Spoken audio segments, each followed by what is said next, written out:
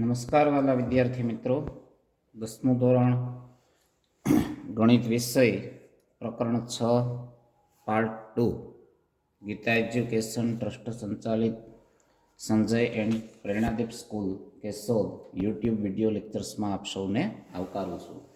હવે વિદ્યાર્થી મિત્રો, આપણે પાર્ટ 1માં ચેપ્ટર ત્રિકોણ જે છે એના ઘણા ખરા મુદ્દાઓની ચર્ચા કરી ચૂક્યા છે.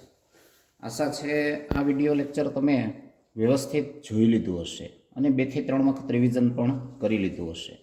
કારણ કે પાર્ટ 1 આપણો ક્લિયર હશે ને તો જ પાર્ટ 2 સમજવામાં ઘણી સરળતા રહેશે.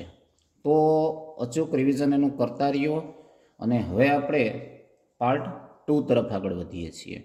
તો પાર્ટ 1માં મેં તમને કીધું એ રીતે તમારે જે ઉદાહરણો છે એના ઉપર આધારિત આપણા આ દાખલાઓમાં સેલ્ફ પ્રેક્ટિસ કરવાની છે.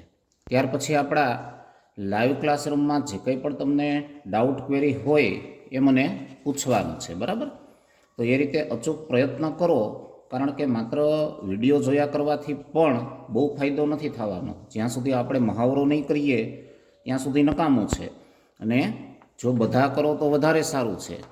પણ કદાચ તમારે સમયનો અભાવ હોય તો પણ તમને સિલેબસ આપી દીધો છે, તો એમાં સરકારશ્રીના પરિપત્ર મુજબ જે 30% કોર્સ કાઢી મૂક્યો છે એ મુજબ જે એક્ઝામ્પલ્સ દાખલા ન આવતા હોય ટેમ્પરરી કદાચ સ્કીપ કરો તોય વાંધો નહીં, પણ બાકીના અચૂક કરી લ્યો ને એમાં ન સમજાય એ મને પૂછો. તો હવે આપણે આગળના મુદ્દા તરફ આગળ વધીએ છીએ, બરાબર?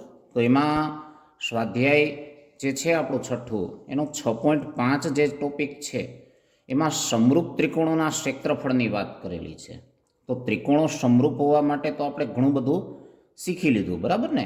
જેમ કે અનુરૂપ બાજુઓના ગુણોત્તરો સમપ્રમાણમાં હોવા જોઈએ, ત્યાર પછી અનુરૂપ ખૂણાઓ એકરૂપ હોવા જોઈએ, એ પહેલી શરત હતી, વ્યાખ્યા જેને કહી શકો.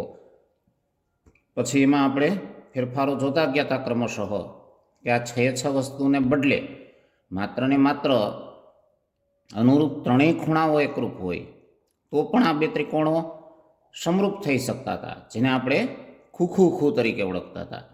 ત્યાર પછી આગળ પાછા થોડા વધ્યા હતા અને એમાંય થોડું સંશોધન મળ્યું હતું કે ખૂને બદલે માત્ર 2 જ ખૂણા અનુરૂપ એકરૂપ હોય તો પણ ખૂ પ્રમેય મુજબ એ 2 ત્રિકોણો વચ્ચેની સંગતતા સમરૂપતા થતી હતી, બરાબર ને? ત્યાર પછી આગળ વધ્યા એટલે જોવા મળ્યું કે બાખુબા શરત પણ સમરૂપતા માટે લાગુ પડતી હતી, એવી જ રીતે બાબા શરત પણ લાગુ પડતી હતી. તો આવી જુદી જુદી શરતોનો અભ્યાસ કર્યો આપણે. એટલે હવે સમરૂપતા જે છે એના વિશે ઘણું ખરું આપણી પાસે નોલેજ છે એમ કહીએ તો ચાલે, બરાબર ને? તો એના જ જ્ઞાનનો ઉપયોગ કરીને હવે આગળ થોડું આપણે વધારે શીખવાનું છે. તો એમાં આ પ્રકારના સમરૂપ ત્રિકોણો જે છે એના ક્ષેત્રફળની વાત આવી છે. તો ક્ષેત્રફળ શબ્દથી પણ તમે આમ તો 5મા 6ઠા ધોરણથી પરિચિત છો જ કે ત્રિકોણ કોઈ પણ હોય તો એનું ક્ષેત્રફળ શોધવા માટે આપણે એક તો 1/2 પાયો ગુણ્યા વેધ, બરાબર ને? એ પ્રચલિત સૂત્ર છે આપણું.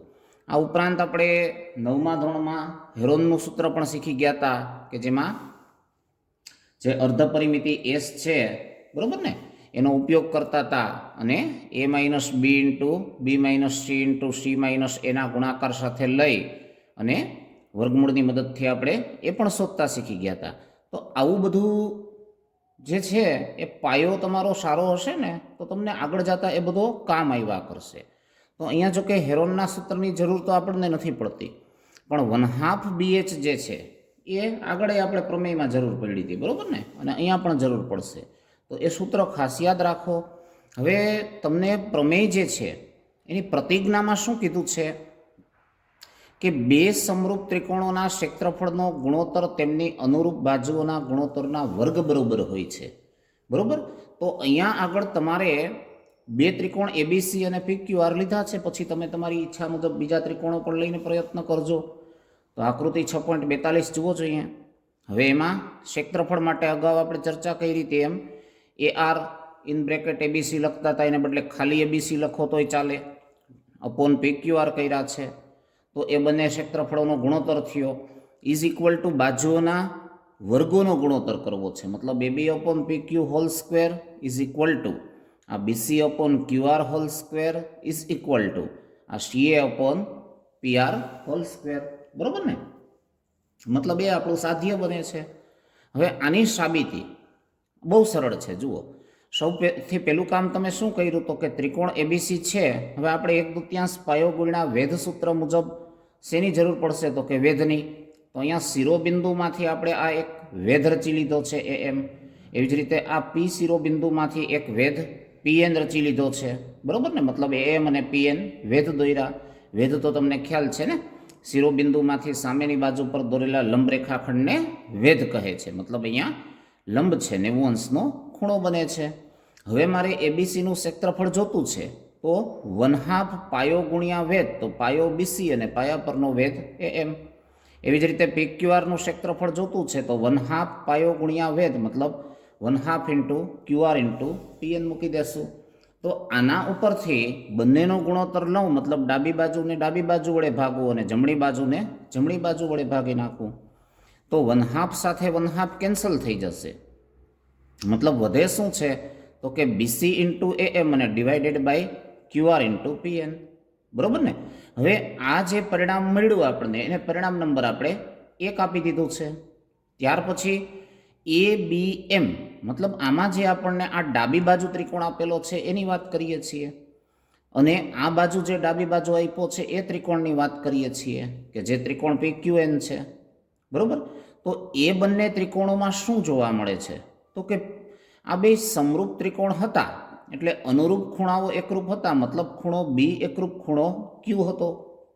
પછી આપણે વેધની રચના કરી છે, એટલે 90 ડિગ્રીનો ખૂણો જ બન્યો છે. મતલબ આ ખૂણો પણ કાટખૂણો છે અને આ ખૂણો પણ કાટખૂણો છે. તો B એકરૂપ Q શું કામ તો કે સમરૂપતા હતી, એટલે M એકરૂપ N શું કામ તો કે કાટખૂણા છે, વેધની રચના કરી છે એટલે. બરોબર ને? તો એના ઉપરથી તમે શું તારણ ઉપર પહોંચી શકો? આ બે અનુરૂપ ખૂણાઓ એકરૂપ હોય એટલે.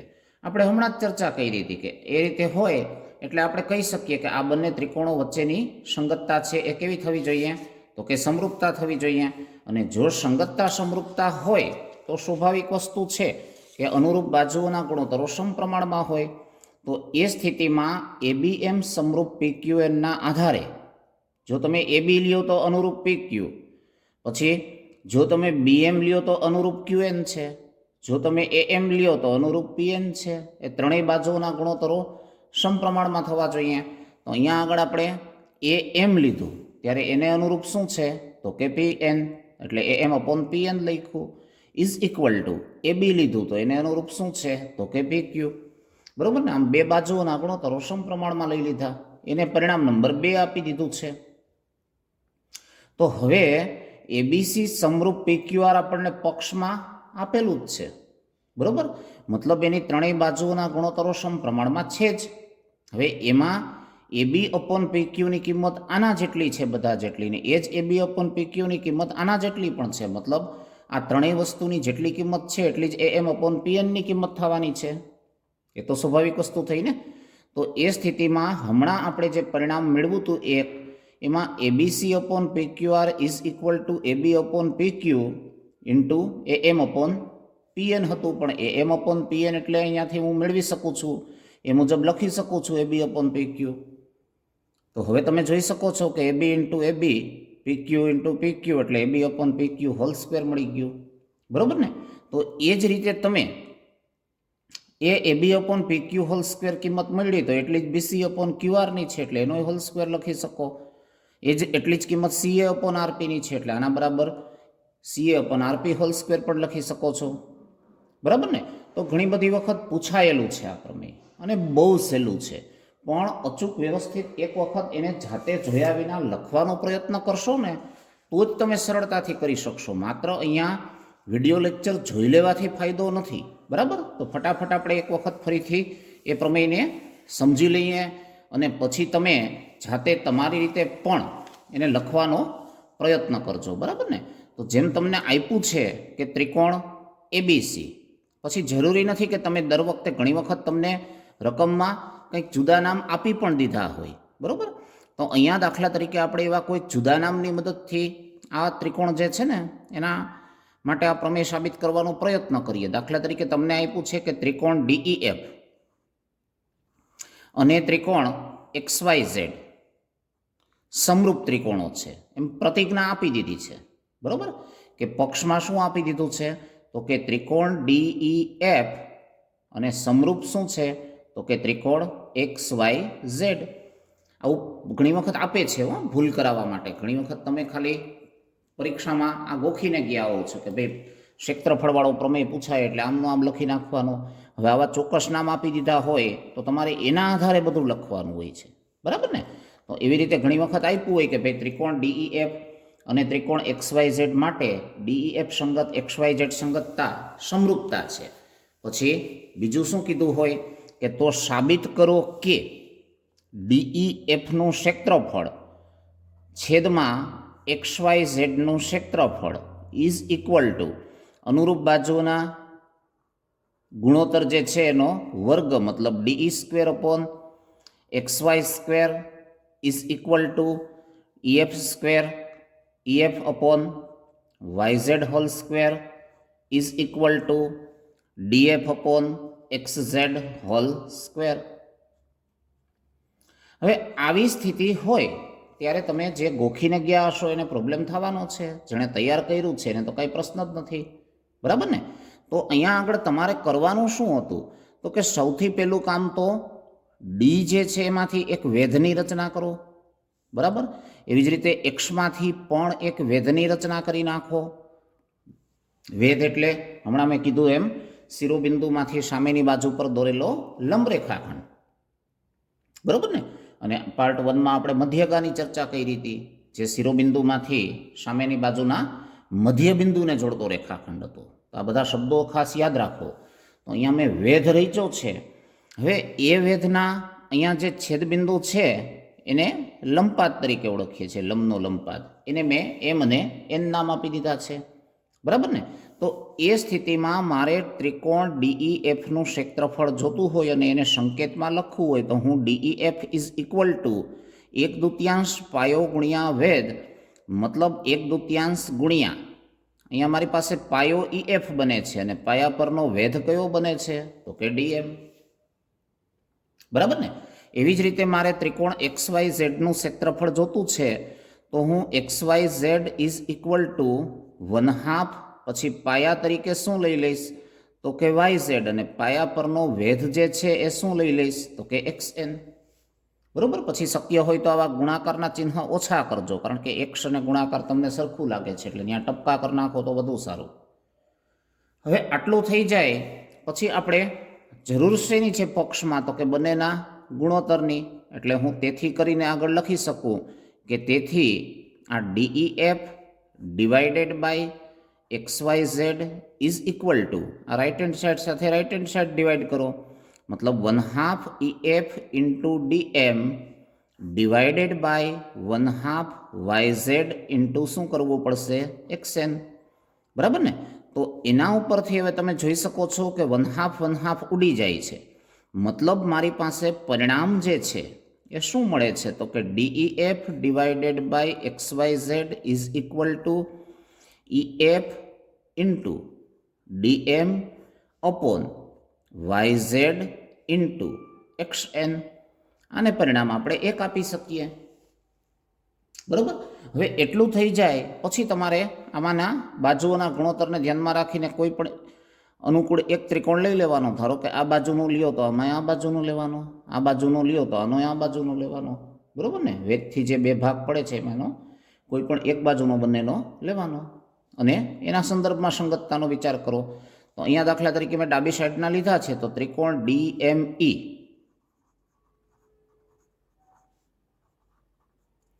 અને ત્રિકોણ XNY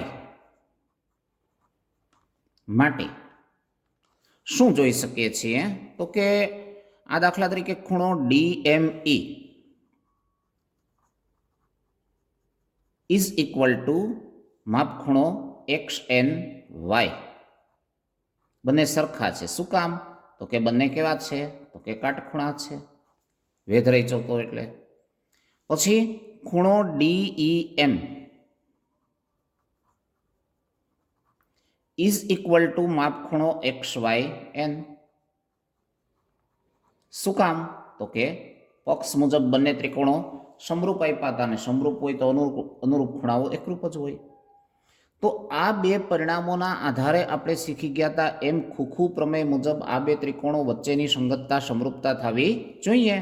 મતલબ આપણે કહી શકીએ કે તેથી DM અપોન અનુરૂપ બાજુ કઈ થશે આની XN is equal two EM upon YN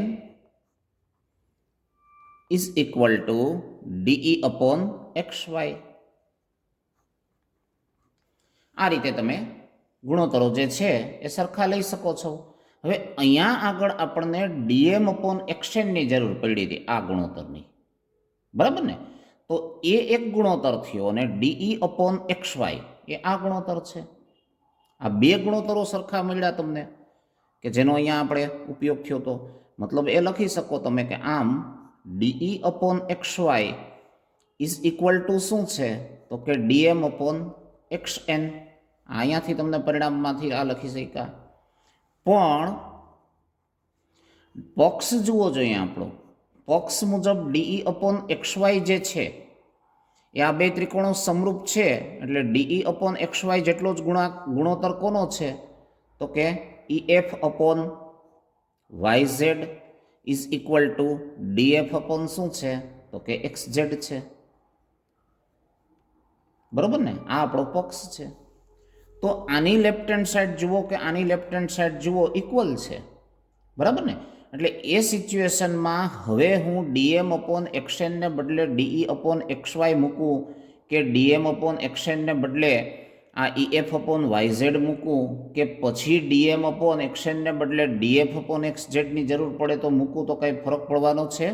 નથી પડવાનો. આ પરિણામ 2 હતું, આ 3 હતું, બરાબર ને? તો હવે 1, 2 અને 3 ને સંયુક્ત રીતે જોવા જઈએ તો આ 1, 2 અને 3 પરથી આ જે ગુણોત્તર DEF છે upon XYZ is equal to EF upon YZ, એને હું એમના એમ રાખું છું, અને ઇન્ટુ જે DM અપોન XN છે તો એ DM અપોન XN ને બદલે હું આ DE અપોન XY મૂકી શકું અથવા EF અપોન YZ મૂકી શકું છું, બરાબર ને? તો અહીંયાથી હું એ પરિણામ લઈ લઉં છું EF અપોન YZ. તો હવે આ ઉપરથી EF upon YZ into EF upon YZ મતલબ EF અપોન YZ નો સ્ક્વેર આવ્યો. તો EF અપોન YZ જેટલી જ કિંમત DF અપોન XZ ની છે, એટલે આના બરાબર હવે હું DF upon XZ whole square પણ લખી શકું.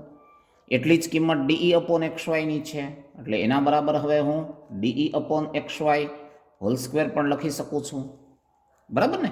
તો આવી રીતે તમે આ કિંમતો જે છે એ અહીંયા તમને સાબિત કરવાની હતી એ કરી શક્યા.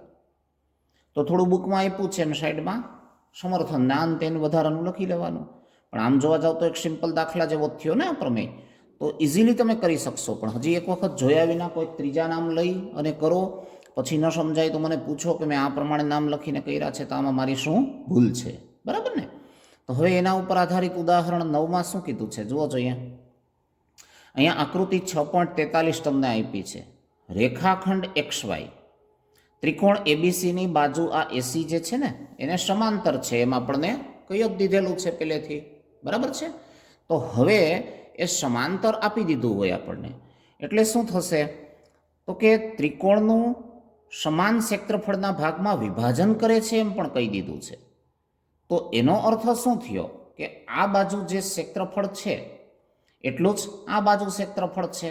મતલબ ત્રિકોણ BXY એ આખા ક્ષેત્રફળનું અડધું છે એમ કહી શકો તમે, બરાબર, એવું તમને પક્ષમાં આપી દીધું છે. હવે તમારે કરવાનું શું છે તો કે AX અપોન AB શોધવું છે. આ AX અપોન આખો ગુણોત્તર AB. તો હમણાં જે પ્રમેય શીખાય એનો ઉપયોગ કરી શકશો તમે આમાં. XY સમાંતર AC પક્ષમાં તમને આપેલું જ છે. ખૂણો BXY મતલબ આ ખૂણો, BYC મતલબ કયો ખૂણો થયો, BYX એટલે આ ખૂણો, બરાબર ને. હવે BXY is equal two A શું કામ આપ્યો છે તો કે આ બે સમાંતર રેખાઓની આ છેદિકા છે એટલે બનતા અનુકોણો છે. એવી રીતે BYX ઇક્વલ ટુ ખૂણો C શું કામ આપ્યો છે તો કે ન્યાય જુઓ જોઈએ, આ સમાંતર રેખાઓની છેદિકાથી બનતા અનુકોણો છે, બરાબર ને.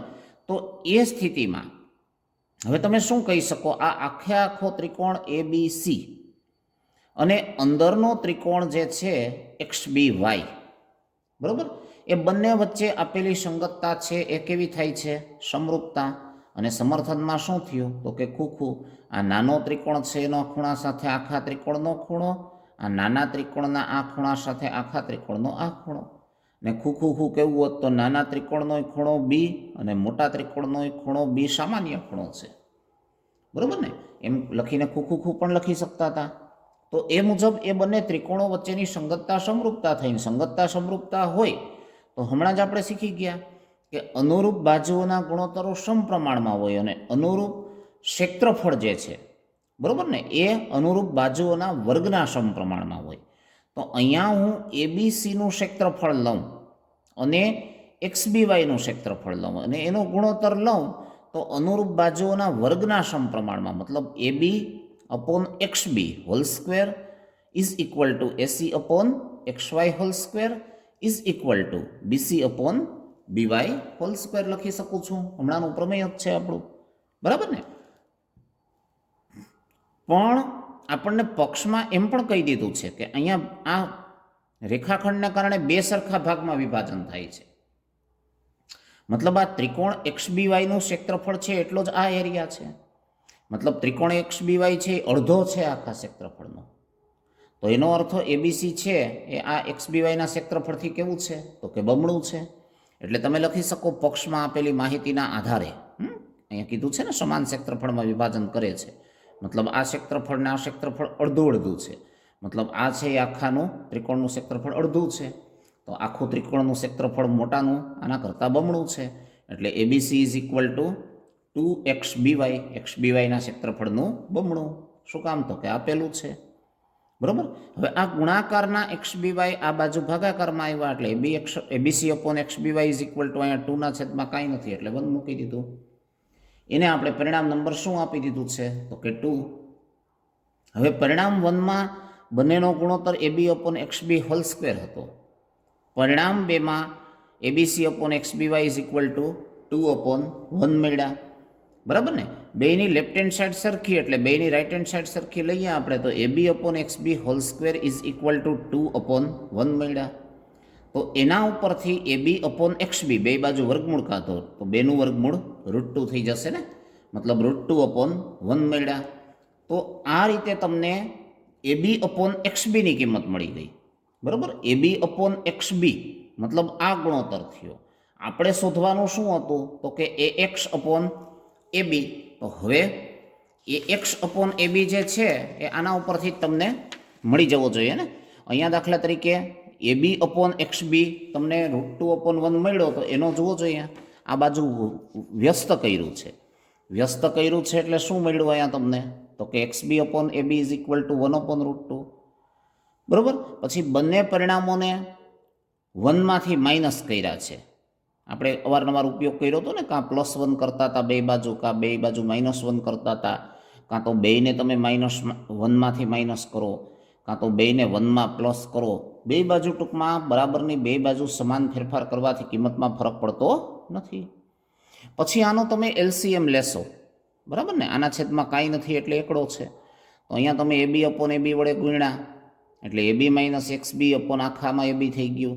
એવી રીતે અહીંયા પણ બાદબાકી કરવા, છેદ સરખા કરવા, લસા લેવા, આના છેદમાં 1 છે તો આને તમે √2/√2 એ ગુણ્યા એટલે √2 - 1 શું આવી ગયું તો કે √2.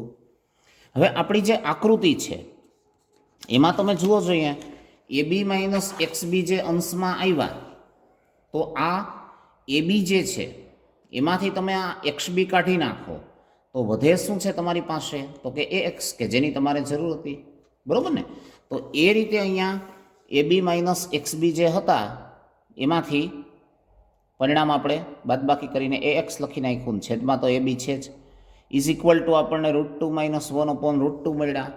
પછી આપણે કરણીનો ઉપયોગ શીખી ગયા હતા, સમયકારક અવયવ વડે ગુણીને છેદને પૂર્ણાંક બનાવવો હોય તો આના અંશ અને છેદને જો હું √2/√2 વડે ગુણી નાખું તો કિંમતમાં કંઈ ફેર ન પડે તો √2 × √2 એટલે અહીં 2 થઈ ગયા. એવી રીતે આ √2 આને ગુણે તો √2 × √2 એટલે 2 ને આ √2 આ 1 ને ગુણે તો √2 × 1 એટલે √2 જ રહેશે. મતલબ આપણું પરિણામ 2 - √2 શું આવી ગયું 2 આવી ગયું, બરાબર ને. તો પ્રમેય એના ઉપર આધારિત, આ ઉદાહરણ એના ઉપર આધારિત આપણું 6.4 છે, એકદમ સહેલું છે. તો આની પણ તમે સેલ્ફ પ્રેક્ટિસ કરી લ્યો, સિલેબસના જે દાખલા છે ખાસ કરી નાખો, ન સમજાય એ પાછા મને લાઈવ લેક્ચરમાં અચૂક પૂછી લ્યો, બરાબર ને. એટલે આપણે આ ચેપ્ટર સમજવામાં ઘણી સરળતા રહેશે. હવે ત્યાર પછી આપણો આગળનો મુદ્દો જે છે ને એ પાયથાગોરસનો પ્રમેય. તો તમે 9મા ધોરણમાં આમ જોવા જાઓ તો આ બધી વસ્તુઓ જે છે એનાથી પરિચિત તો છો જ, એનો ઉપયોગ પણ આપણે ઘણી બધી વખત કરી લીધો છે, બરાબર ને.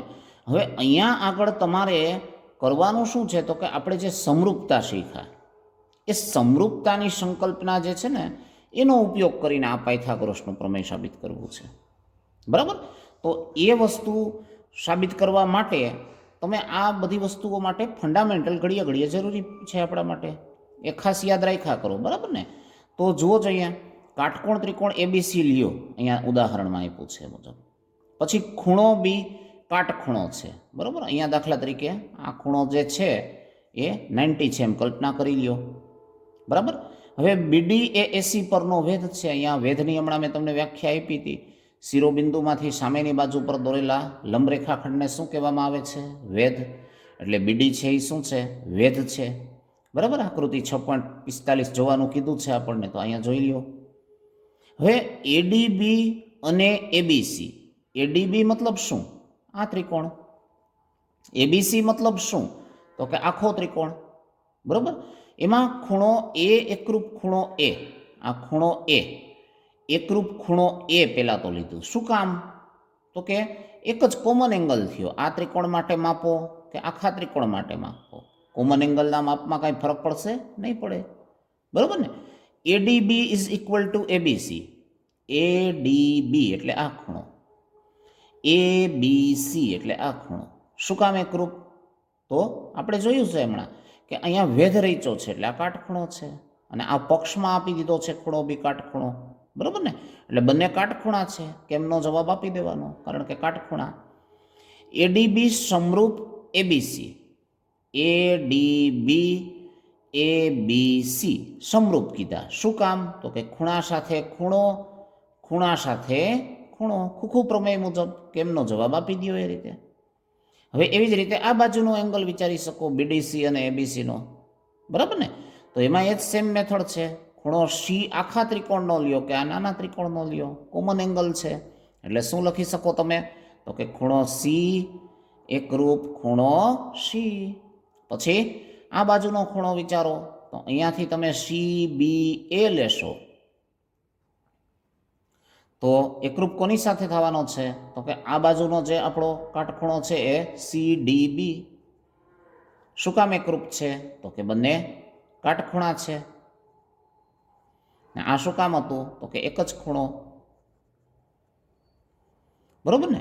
તો એના આધારે આ નાનો ત્રિકોણ જમણી બાજુનો છે એ પણ આખા ત્રિકોણ સાથે કેવો થવાનો છે સમરૂપ જ થવાનો છે, બરાબર ને. તો એ પણ તમે અહીંયા લખી શકો છો કે તેથી CBA સંગત, કઈ સંગતતા મળશે કાટખૂણા તરફ જાવ તો CDB. સંગતતા કેવી છે તો કે સમરૂપતા છે. અને જો સંગતતા સમરૂપતા હોય તો ત્રિકોણો પણ કેવા હોય? એકરૂપ, સમરૂપ. તો અહીંયા આગળ તમને એ વસ્તુ કીધી હતી, બરાબર ને?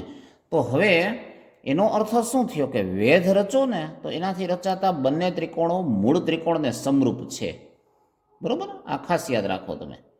તો અર્થ શું થયો? તો કે એડીબી આ બાજુનો ત્રિકોણ સમરૂપ મૂળ ત્રિકોણ એબીસી, પછી આ બાજુનો ત્રિકોણ બીડીસી પણ સમરૂપ મૂળ ત્રિકોણને છે. તો ઘણી વખત પક્ષમાં આ પણ પૂછે છે.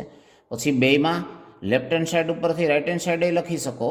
અહીંયા દાખલા તરીકે બીડીસી સમરૂપ એબીસી, એડીબી પણ સમરૂપ એબીસી. તો પાછું એમ ન કહી શકો બે પાછા પરસ્પર સમરૂપ નથી, હોવાના જ છે ને. આય આના જેવો દેખાય છે, આય આના જેવો દેખાય છે, તો અરસપરસ પાછા કોઈ દી જુદા દેખાતા હોય? ન દેખાતા હોય. એટલે એના ઉપરથી એ ત્રીજું તારણ મળ્યું કે બે અરસપરસ પણ કેવા છે? સમરૂપ છે. તો ઘણી વખત તમને આ પરિણામ દાખલામાં પણ પૂછતા હોય છે, બરાબર ને? પ્રમેય તરીકે પણ પૂછતા હોય છે. એટલે આ પરિણામ ખાસ તમારે યાદ રાખવાનું કે કાટકોણ ત્રિકોણમાં કર્ણ પર દોરવામાં આવતા વેધથી રચાતા બંને ત્રિકોણો પરસ્પર પણ સમરૂપ હોય છે અને મૂળ ત્રિકોણને પણ સમરૂપ હોય છે, બરાબર? જો એ સાબિત કરવાનું પૂછે તો આ રીતે કરો, અને દાખલાઓમાં ઉપયોગ આવે તો આ સંગતતા સમરૂપતા લઈ અનુરૂપ બાજુઓના ગુણોત્તરો સરખા લઈને ગણી નાખો. ખૂણા પૂછ્યા હોય તો અનુરૂપ ખૂણાઓ એકરૂપ લઈને ગણી નાખો, બરાબર ને?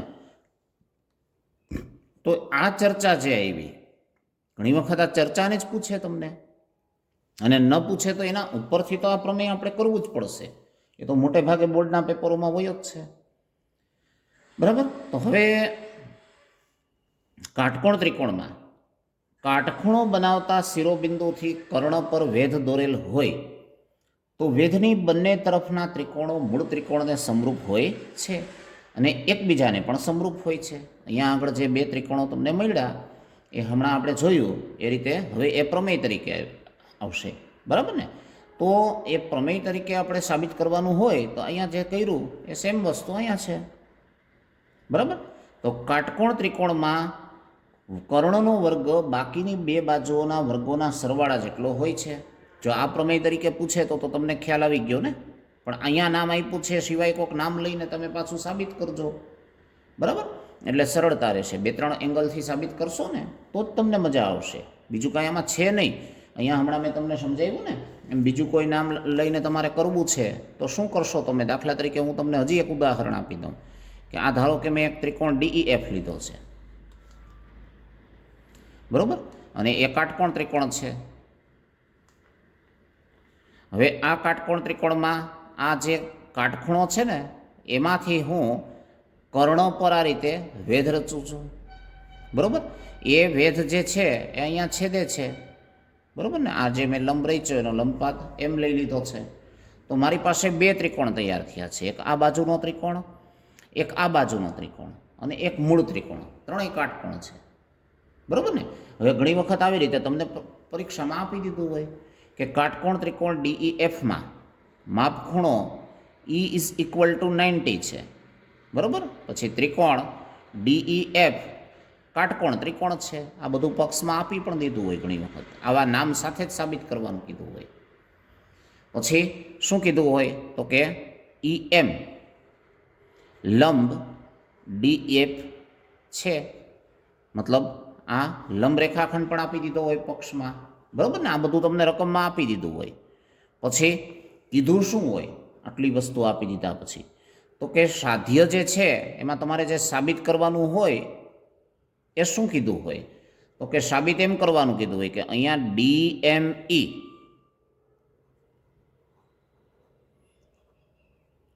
સમરૂપ DEF. પછી બીજું સાધ્ય પણ આપ્યું હોય કે FME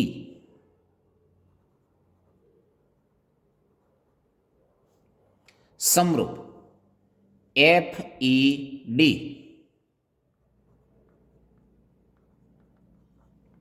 અને અરસપરસ પણ બે સમરૂપ છે સાબિત કરવાનું કીધું હોય તો એ સ્થિતિમાં DME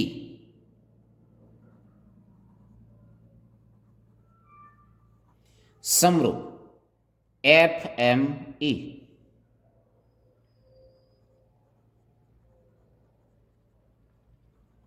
સાબિત કરો, આવું સાધ્ય આપ્યું હોય, બરાબર ને? તો હવે સાબિત કરવામાં હમણાં આપણે ચર્ચા કરી એ રીતે તમારે એ કરી દેવાનું છે સાબિત. તો પેલું કામ તમે શું કર્યું હતું? તો કે અહીંયા આગળ આ ઈએમ છે એ લંબ ડીએફ છે, રેખાખંડ ઈએમ લંબ રેખાખંડ શું છે? તો કે ડીએફ. શું કામ? તો કે એ આપણને પક્ષમાં જ આપી દીધું હતું, બરાબર? તો એના ઉપરથી શું કહી શકો? તો કે માપખૂણો ડીએમઈ ઇઝ ઇક્વલ ટુ માપખૂણો એફએમઈ. તેથી માપખૂણો ડીએમઈ ઇઝ ઇક્વલ ટુ માપખૂણો એફએમઈ ઇઝ ઇક્વલ ટુ 90, બરાબર ને? લંબ છે એટલે બંને ખૂણા કેવા થવા જોઈએ? 90ના એકરૂપ.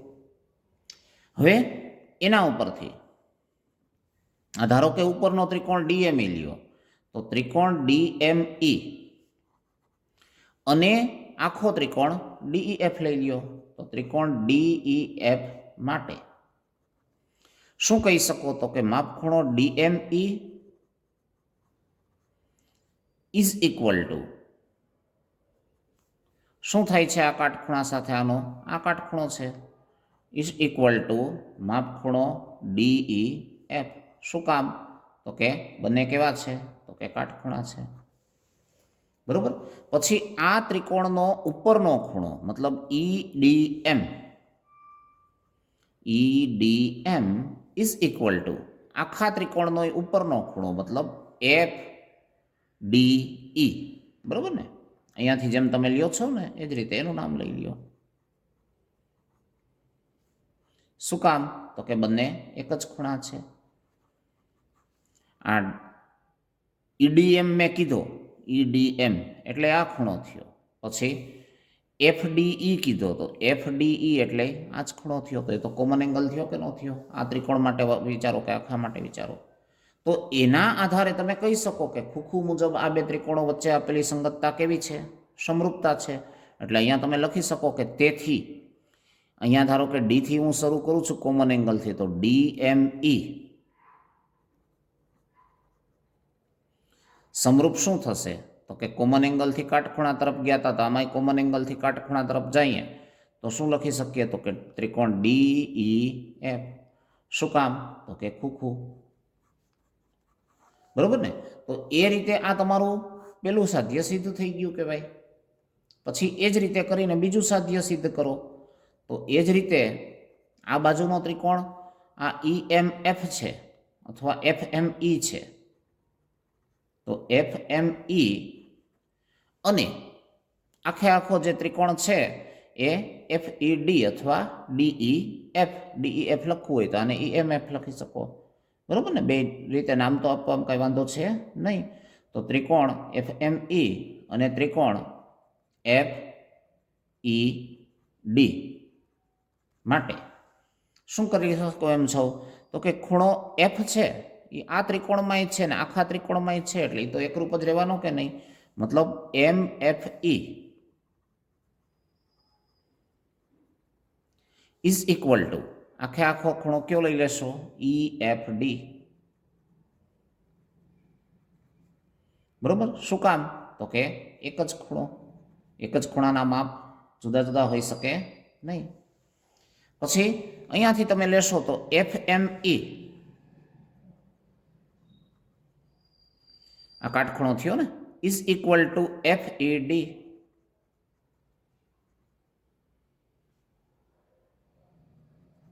શું કામ? તો કે બે કાટખૂણા છે. તો આ બે પરિણામોના આધારે કયા સારાંશ ઉપર પહોંચ્યા આપણે? તો કે આ કોમન એંગલ છે એ આના માટે લ્યો કે આખા માટે લ્યો, કોમન એંગલ ઇક્વલ જ હતો. પછી આ કાટખૂણા સાથે આ કાટખૂણો ઇક્વલ હતો. એટલે ખૂખું મુજબ હવે તમે શું કહી શકો કે તેથી ઈએમએફ અથવા અહીંથી ચાલુ કરો તો એફએમઈ, બરોબર ને? તો આપણે લખી શકીએ કે તેથી ત્રિકોણ એફએમઈ સમરૂપ છે. તો અહીંયા એફ કોમન હતો તો આના માટે જ સંગત થવાનો છે એફ.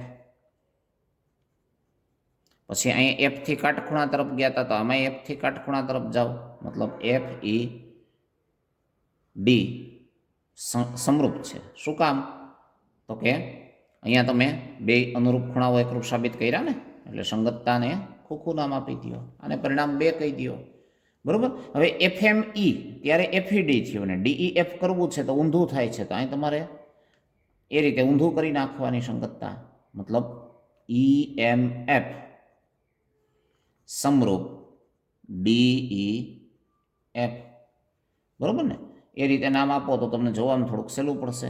તો અહીંયા DEF, અહીંયા પણ જમણી બાજુ DEF, તો આ ત્રિકોણ પણ DEF સાથે સમરૂપ, આ પણ સમરૂપ, એનો અર્થ 2 અરસપરસ સમરૂપ હોય જ. એટલે એ અહીંયા લખી નાખો કે તેથી 1 અને 2 પરથી શું કહી શકો, તો કે ત્રિકોણ DME સમરૂપ ત્રિકોણ EMF છે.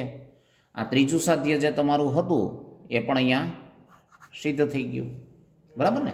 તો આવી રીતે આ સંગતતાઓ જે છે એ સાબિત કરવાની છે, આમાં બીજું કંઈ છે નહીં. પણ વ્યવસ્થિત બીજા, ત્રીજા, ચોથા એમ નામ લઈને અલગ અલગ નામથી દર વખતે સાબિત કરો. બરાબર ને? હવે એનો ઉપયોગ આપણે અહીંયા પાયથાગોરસમાં કરવાનો થશે. તો જુઓ કેવી રીતે કરવાનો છે. તો ત્રિકોણ એબીસીમાં ખૂણો બી કાટખૂણો છે. અહીંયા જેમ ઉપર તમે લીધો હતો ને એ જ રીતે અહીંયા પણ આ ખૂણો છે કેવો છે? કાટખૂણો છે.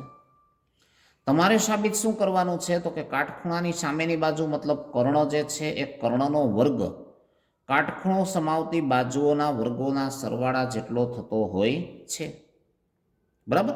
એટલે એ સિચ્યુએશનમાં AC² ઇઝ ઇક્વલ ટુ શું લખશો, તો કે AB² પ્લસ કેટલા થઈ જશે, તો કે BC². બરાબર. તો હવે એના આધારે ફરી આપણે જો આગળ વધવું હોય તો કેવી રીતે વધશું, તો કે BD, આ BD શું આપ્યું છે, તો કે લંબ AC, AC સાથે 90નો ખૂણો બનાવે છે. બરાબર ને? આ વસ્તુ જે છે એ આપણે ટૂંકમાં એક જાતનું 6.46 મુજબ કન્સ્ટ્રક્શન છે. બરાબર ને? અહીંયા જેમ રચના કહી દીધી ને એમ બીમાંથી કાટખૂણામાંથી કર્ણ પર દોરેલો આ વેધ છે. તો એના ઉપરથી ત્રિકોણ ADB સમરૂપ ABC, આપણે હમણાં ઉપર જે ચર્ચા કરી ને એ પ્રમેય મુજબ જો તમે કાટકોણમાંથી કર્ણ પર વેધ રચો તો બનતા 2 ત્રિકોણો છે પરસ્પર પણ સમરૂપ હોય અને મૂળ ત્રિકોણને પણ સમરૂપ હોય. એટલે એ સિચ્યુએશનમાં ADB સમરૂપ શું લઈ શકો, ABC. આપણું પ્રમેય 6.7 થઈ ગયું. અહીંયા જે ઉપર ચર્ચા કરી ને આપણે આખી એ પ્રમેય તરીકે પણ પૂછી શકે. તો એ 2 સમરૂપ છે તો અનુરૂપ બાજુઓના ગુણોત્તરો સમપ્રમાણમાં હોય એ સ્થિતિમાં AD ને અનુરૂપ અહીંયા AB થઈ. બરોબર. પછી A થી B લેશો તો એને અનુરૂપ અહીંયા A થી C આવશે અને વચ્ચેની જરૂર હોત તો BD/BC પણ લખી શકત. ત્રણેય બાજુઓ સમપ્રમાણમાં છે, એમાંથી આપણે જરૂર આ 2ની જ છે. એટલે અહીંયા આગળ તમે AD લીધી તો એને અનુરૂપ આની બાજુ આખા ત્રિકોણની AB મળે છે. પછી આની બાજુ આપણે આ નામ ઉપરથી તમને સમજવામાં સહેલું પડશે. બરાબર ને? આ ત્રિકોણ જે છે એની બાજુ AB લેશો નાના ત્રિકોણની, તો એને અનુરૂપ આનો કર્ણ કયો મળ્યો તો તમને AC. તો એ પરિણામ જે મળે છે બાજુઓ સમપ્રમાણમાં છે એના આધારે, બરાબર ને, એનો હવે ઉપયોગ તમે કરી શકશો. તો એના ઉપરથી AD × AC is equal two આપણને AB² આપ્યા છે. મતલબ શું કર્યું, તો કે આનો ક્રોસ પ્રોડક્ટ લઈ લ્યો. AB × AB એટલે AB² is equal two AD × AC. તો જુઓ જોઈએ એ પરિણામ અહીંયા લખ્યું છે AB² is equal two AD × AC. બરાબર. તો હવે એને પરિણામ નંબર 1 આપી દીધું છે. પછી એવી જ રીતે ત્રિકોણ BDC પણ આપણે હમણાં જે ઉપર પરિણામ શીખ્યા એમ આ બાજુનો ત્રિકોણ એ મૂળ ત્રિકોણને સમરૂપ છે ને આ બાજુનો મૂળ ત્રિકોણને સમરૂપ છે. એટલે આ ત્રિકોણ BDC જે છે એ પણ આખા ત્રિકોણને કેવો છે, તો કે સમરૂપ છે. અને સમરૂપ છે એટલે એ પરિણામ પણ જુઓ અહીંયા લખ્યું છે કે ત્રિકોણ BDC સમરૂપ ABC. તો સમરૂપ છે એટલે અનુરૂપ બાજુઓના ગુણોત્તરો સમપ્રમાણમાં થવા જોઈએ. મતલબ અહીંયા CD લેશો તો એને અનુરૂપ અહીંયા શું થયું, BC. અહીંયા પહેલા ને છેલ્લા બિંદુની મદદથી BC લેશો તો એને અનુરૂપ અહીંયા શું મળ્યું તમને, AC.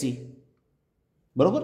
ફરી જેમ આગળ કર્યું તો એમ ક્રોસ પ્રોડક્ટ લઈ લ્યો તો BC × BC એટલે BC² ઇઝ ઇક્વલ ટુ શું મળ્યું, તો કે CD × AC. એને પરિણામ નંબર 2 કહી દીધું. હવે તમારે શું કરવાનું તો કે લેફ્ટ હેન્ડ સાઈડ સાથે લેફ્ટ હેન્ડ સાઈડ અને રાઈટ હેન્ડ સાઈડ સાથે રાઈટ હેન્ડ સાઈડનો સરવાળો લઈ લો. તો અહીંયા લેફ્ટ હેન્ડ સાઈડમાં AD into AC plus CD into AC, તો AD into AC plus CD into AC. Right hand સાઈડમાં AB square plus BC square. બરાબર ને? પછી આમાંથી આ સરવાળામાંથી જુઓ છે કોમન ફેક્ટર તમને શું મળે છે તો કે એસી. એસી સામાન્ય કાઢ્યો એટલે કાઉન્સમાં શું વધ્યું તો કે AD plus CD equal to શું છે તો કે AB square plus BC square.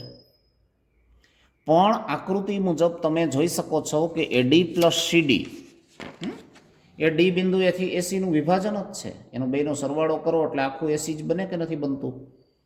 બરાબર ને? તો એના આધારે અહીંયા લખી નાખ્યું છે કે એડી પ્લસ સીડી એટલે એસી, મતલબ AC into AC is equal to AB square plus BC square. ને એસી ઇન્ટુ એસી એટલે શું થઈ ગયું તો કે AC square is equal to AB square plus BC square. બરાબર ને? તો આ રીતે તમે સરળતાથી પાયથાગોરસનું પ્રમેય જે છે ને એને સાબિત કરી શક્યા.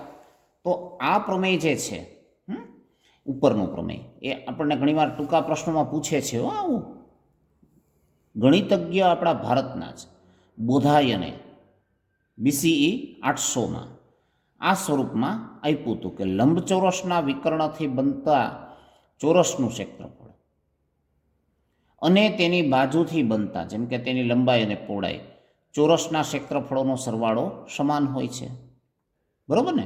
એટલે કેટલીક વાર આ પ્રમેયને બોધાયન પ્રમેય તરીકે પણ ઓળખવામાં આવે છે. પછી તમારે વાત આવે છે પાયથાગોરસના પ્રતીપ પ્રમેયની વાત આવે છે.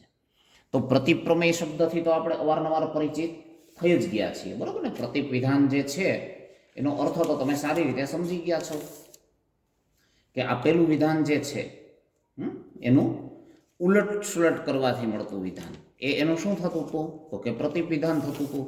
તો ઘણી વખત વિધાન સાચું હોય અને પ્રતીપ વિધાન ખોટું પણ હોય. ઘણી વખત બંને સાચા હોય, ઘણી વખત પ્રતીપ વિધાન સાચું હોય અને આપેલું વિધાન ખોટું પણ હોઈ શકે. બરાબર ને? તો એ વસ્તુનું પ્રતીપ વિધાનનું આપણે સમજૂતી અહીંયા પ્રમેય સ્વરૂપે ઘણી વખત પૂછાય છે આપણને. એ મેળવતા પહેલાં જરા ફટાફટ આ જે પાયથાગોરસનું પ્રમેય હમણાં તમે સમજો. બરાબર ને? એને એક વખત રિવાઇઝ કરી લ્યો એટલે જેથી કરીને તમને આ પ્રતિપ્રમેય જે છે એ સમજવામાં થોડી સરળતા રહેશે. તો પાયથાગોરસનું પ્રમેય જે છે એને પછી જરૂરી નથી કે તમને એ જ એમનેમ જ પૂછશે કે ભાઈ કાટકોણ ત્રિકોણમાં કાટખૂણો સમાવતી બાજુઓના વર્ગોનો સરવાળો કર્ણના વર્ગ જેટલો હોય છે એમ સાબિત કરો. ઘણી વખત આવી રીતે નામ આપી દીધું હશે કે ત્રિકોણ DEF કાટકોણ ત્રિકોણ છે, ખૂણો E કાટખૂણો છે, સાબિત કરો કે DE square is equal two DE square plus EF square is equal two DF square. હવે તમને ખબર નહીં હોય કે આ પાયથાગોરસનું પ્રમેય પૂછ્યું છે. બરાબર ને? આપણે જો ગોખીને ગયા હોય તો આવા ઇસ્યુ થઈ શકે, પણ વાત એની જ છે. તો તમને જે પૂછ્યું છે એ પાયથાગોરસનું પ્રમેય જ પૂછ્યું છે. બરાબર ને? તો અહીંયા આગળ તમારે પેલા પક્ષ જે છે એમાં આપેલી માહિતી લખવાની હોય. તો આપેલી માહિતીમાં તમને શું કીધું છે તો કે ત્રિકોણ DEFમાં ખૂણો DE છે એ કેવો છે તો કે કાટખૂણો છે. એટલે માપખૂણો E બરાબર 90 તમને આપી દીધો છે. બરાબર? પછી ત્રિકોણ DEF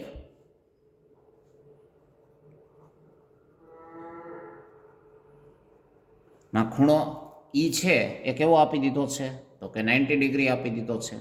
હવે તમારે સાબિત શું કરવાનું છે એ તમારું સાધ્ય બનશે. તો સાબિત આપણે કાટખૂણો સમાવતી બાજુઓના વર્ગોનો સરવાળો મતલબ DE square plus EF square is equal to શું સાબિત કરવું છે તો કે DF સ્ક્વેર. બરાબર ને? પછી તમારે હમણાં જે કર્યું હતું એ જ રીતે કન્સ્ટ્રક્શન કરી લ્યો, એક વધારાની રચના કરી લ્યો. અહીંયા ધારો કે હું જે બિંદુ E છે એમાંથી સામેની બાજુ પર વેધ રચું છું. એ લંબનો લંબપાત ધારો કે મેં એમ લઈ લીધો. તો સાબિતીમાં એ થોડો ઉલ્લેખ કરી લેવાનો. તો સાબિતી જે છે એમાં તમે શું લખી શકો એમ છો તો કે રેખાખંડ EM લંબ રેખાખંડ DF રચો. બરાબર ને? મતલબ અહીંયા 90નો ખૂણો બને છે. તો એના ઉપરથી બે કાટકોણ ત્રિકોણ તમારી પાસે તૈયાર થયા છે. બરાબર ને? તો હવે તમે એના ઉપરથી આપણે જે હમણાં સાબિત કર્યું હતું એ સેમ મેથડથી સાબિત કરવાનું છે. તો અહીંયા આગળ આપણું જે હમણાં પ્રમેય આપણે શીખ્યા હતા, બરાબર ને, એનો તમારે ઉપયોગ કરવાનો છે. અહીંયા જે પ્રમેય આપણું છે 6.7, અહીંયા આપણે એનો ઉપયોગ કર્યો હતો ને, એ જ રીતે આમાં કરી નાખો. હવે માત્ર આપણે નામ જ ફેરવા છે, બરાબર. તો શું લખી શકો એમ છો? તો કે દાખલા તરીકે હું આ ત્રિકોણ DME લઉં, તો ત્રિકોણ DME શું થાય છે? તો કે સમરૂપ કોની સાથે થશે? તો કે મૂળ ત્રિકોણ સાથે, DEF. શું કામ? તો કે આપણું હમણાં જે શીખા એ પ્રમેય 6.7, બરાબર. હવે સમરૂપ હોય તો તમે શું કહી શકો? આ ટૂંકમાં કાટકોણ ત્રિકોણ છે, આ કાટકોણ ત્રિકોણ મૂળ ત્રિકોણ સાથે સમરૂપ શું કામ છે એ તો શીખી ગયા 6.7માં, બરાબર. હવે સમરૂપ છે તો તમે કહી શકો કે અનુરૂપ બાજુઓના ગુણોત્તરો સમપ્રમાણમાં હોય, મતલબ DM/DE ઇઝ ઇક્વલ ટુ, અહીંયા ME લઉં તો એને અનુરૂપ આમાં શું મળવાનું છે? EF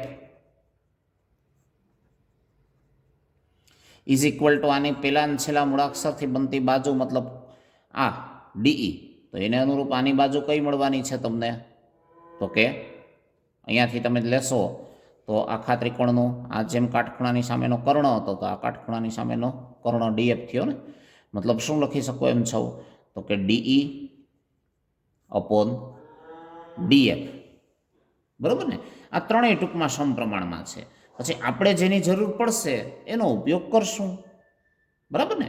તો એ પરિણામ જે છે એ તમે તારવું, તો એના ઉપરથી હવે મારે ધારો કે પહેલું ને છેલ્લું ક્રોસ પ્રોડક્ટમાં કામ આવે એમ છે, વચ્ચેનું હું કાઢી નાખું. હવે તો શું લખી શકું? કે તેથી DM/DE is equal two DE/DF છે. તેથી હવે હું આનો ક્રોસ પ્રોડક્ટ કરું તો DE/DE એટલે શું થાય? તો કે DE² ઇઝ ઇક્વલ ટુ આ બેનો ગુણાકાર, મતલબ શું મળે? તો કે DM/DF, જેને પરિણામ નંબર 1 કહી દો, બરાબર. હવે એ આ ત્રિકોણની વાત કરી હતી, એમ આ કાટકોણ ત્રિકોણનો વિચાર કરો તો એ પણ તમે અહીંયા લખી શકો એમ છો કે એ જ રીતે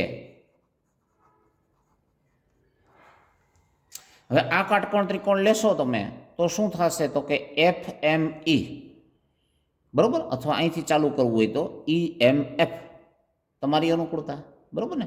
કોમન એંગલ જે છે ને એ કોમન એંગલ સાથે જળવાઈ રહેવો જરૂરી હોય છે, બરાબર ને. એ ખાસ ધ્યાન રાખવાનું. કાટખૂણા સાથે કાટખૂણો, તો ત્રિકોણ EMF ધારો કે હું લખું, તો ઓલામાં મારે શું લખવું પડશે?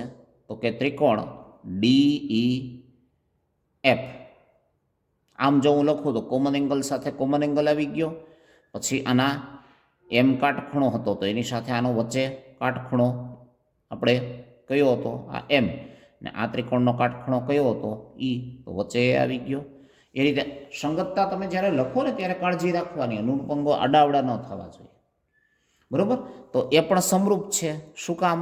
તો અહીંયા જે પ્રમેય 6.7 હતું એનો જ ઉપયોગ છે. હવે આ સંગતતા સમરૂપતા છે એટલે આપણે જાણીએ છીએ અનુરૂપ બાજુના ગુણોત્તરો સમપ્રમાણમાં હોય જ.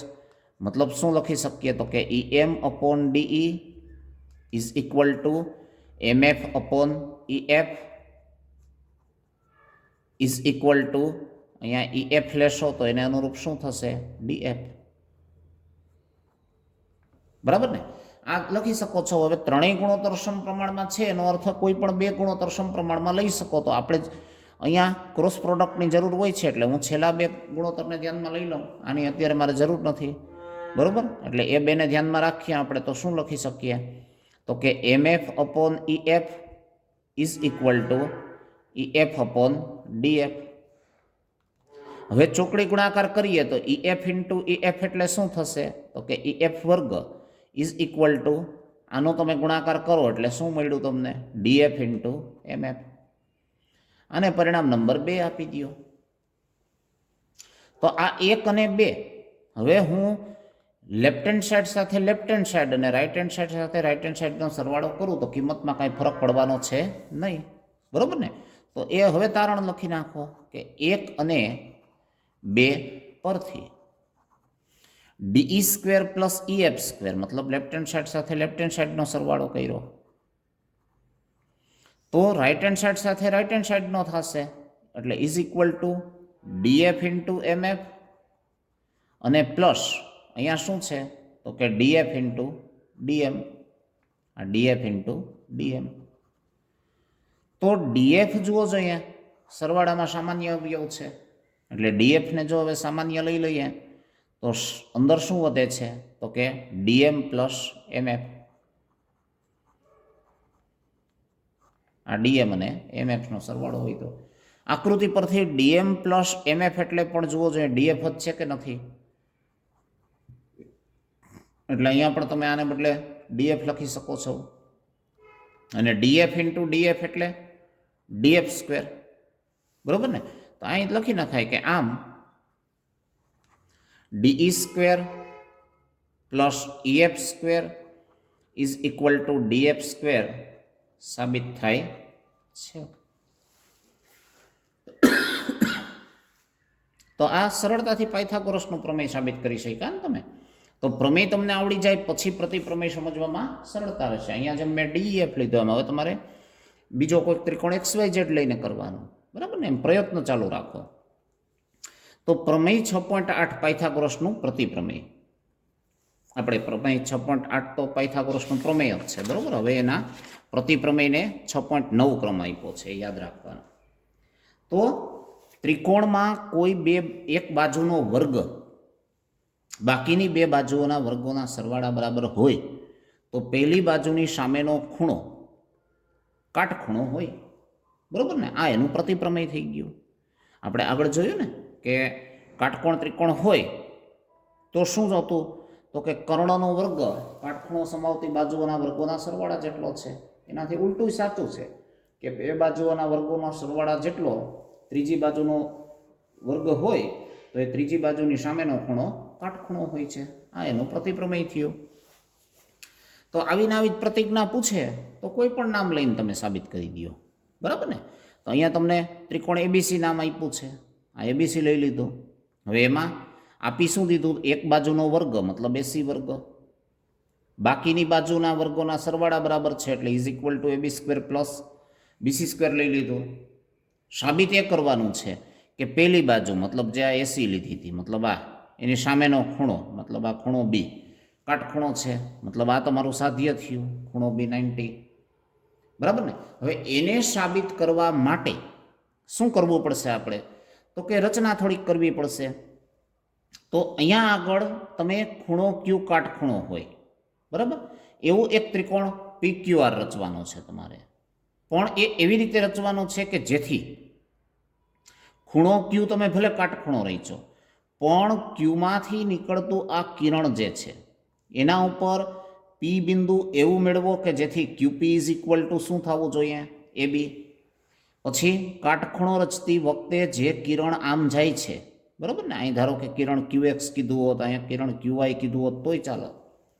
તો એ કિરણ QY પર બિંદુ R એવું રચવાનું કે જેથી કરીને CB અને QR નું માપ એકરૂપ થાય, બરાબર ને. હવે અહીંયા તો ઓલરેડી તમે કાટખૂણો રચ્યો જ છે એટલે આ તો કાટકોણ ત્રિકોણ છે જ. અને કાટકોણ ત્રિકોણ માટે તો અહીંયા આપણું પ્રમેય પાયથાગોરસનું હમણાં સાબિત કર્યું જ હતું આપણે, બરાબર ને. તો એ પ્રમેયનો ઉપયોગ કરીને અહીંયા તો તમે એ પરિણામ લાવી જ શકો છો. આમાં આપણને ખબર નથી કે આ ખૂણો બી કાટખૂણો છે કે નહીં, આપણે સાબિત કરવું છે. તો અહીંયા જો એ પ્રમેય તમે એપ્લાય કરો તો કર્ણ PR નો વર્ગ is equal two PQ square plus શું લખી શકો એમ છો તો કે QR સ્ક્વેર, બરાબર ને. પછી તમે એમાં આ કિંમતો મૂકો તો શું થવાનું છે તો કે PQ સ્ક્વેર એટલે કોનું માપ હતું તો કે AB નું સ્ક્વેર, અને QR સ્ક્વેર એટલે શું હતું તો કે BC નો સ્ક્વેર હતો, બરાબર ને.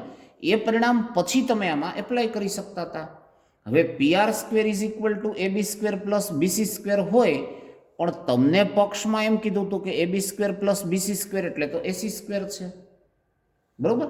એટલે એના ઉપરથી આ જે છે એને પરિણામ તમે એક આપ્યું હોત અને પક્ષ જે છે એ મુજબ શું લખી શકતા હતા તો કે AC square is equal to શું થતું હતું તો કે AB square plus BC square. આને પરિણામ 2 કીધું હોત તો બેયની જમણી બાજુ સરખી હોય તો બેયની ડાબી બાજુ પણ કેવી હોવી જોઈએ? સરખી. મતલબ તમે કહી શકો કે તેથી PR square is equal to શું છે? તો કે AC સ્ક્વેર. પછી તમે બે બાજુ વર્ગમૂળ કાઢી લ્યો તો PR ઇઝ ઇક્વલ ટુ શું થયું? AC. જો PR અને AC સરખા હોય તો આ બંને ત્રિકોણો વચ્ચે આપેલી સંગતતા માટે આ બાજુ સાથે બાજુ એકરૂપ, આ બાજુ સાથે આ બાજુ આપણે એકરૂપ રચી હતી, આ બાજુ સાથે આ બાજુ પણ આપણે એકરૂપ રચેલી હતી.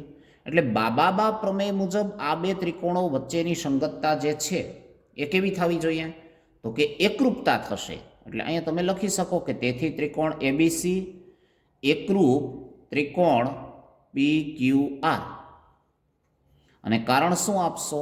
તો કે બા. હવે સંગતતા એકરૂપતા હોય તો અનુરૂપ બધા જ અંગો એકરૂપ હોવા જોઈએ, અને અનુરૂપ બધા જ અંગો એકરૂપ હોય તો ખૂણો B એકરૂપ ખૂણો Q હોવો જોઈએ. તેથી ખૂણો B એકરૂપ ખૂણો Q છે. પણ ખૂણો Q તો તમે 90 ડિગ્રી રચ્યો તો, પણ માપ ખૂણો Q બરાબર 90 ડિગ્રી. શું કામ? તો કે એ તો આપણે રચના કરી હતી. તો એવડો જ ખૂણો B છે. એટલે તમે કહી શકો કે તેથી માપ ખૂણો B બરાબર એ શું થયો? 90. મતલબ ખૂણો B કેવો છે? તો કે કાટખૂણો છે. તો આ તમારું સાધ્ય જે છે એ સિદ્ધ થઈ ગયું કહેવાય. બરોબર ને? તો પ્રમેય અથવા પ્રતિપ્રમેય બેમાંથી એકાદું તો પૂછાતું જ હોય છે, તમે પેપરો ચેક કરશો એટલે. તો આને પણ ખાસ તૈયાર કરી લ્યો. બરાબર ને? અહીંયા પ્રતિજ્ઞા આપી હતી એના ઉપરથી આ પ્રકારે જે છે એવી તમારે સિમ્પલ એક રચના કરી અને આ સાબિત કરવાનું હતું. પછી ઘણી વખત તમને આપી દીધા હોય ત્રિકોણ, બરોબર, તો એ પ્રકારના નામ લઈને પણ સાબિત કરી નાખવાનું. તો ફરીથી જરાક ઝડપથી સમજી લ્યો. દાખલા તરીકે તમને એમ કીધું છે કે ત્રિકોણો જે છે એમાંનું કોઈ ચોક્કસ નામ જ આપી દીધું છે, બરોબર, કે ભાઈ ત્રિકોણ DEF માટે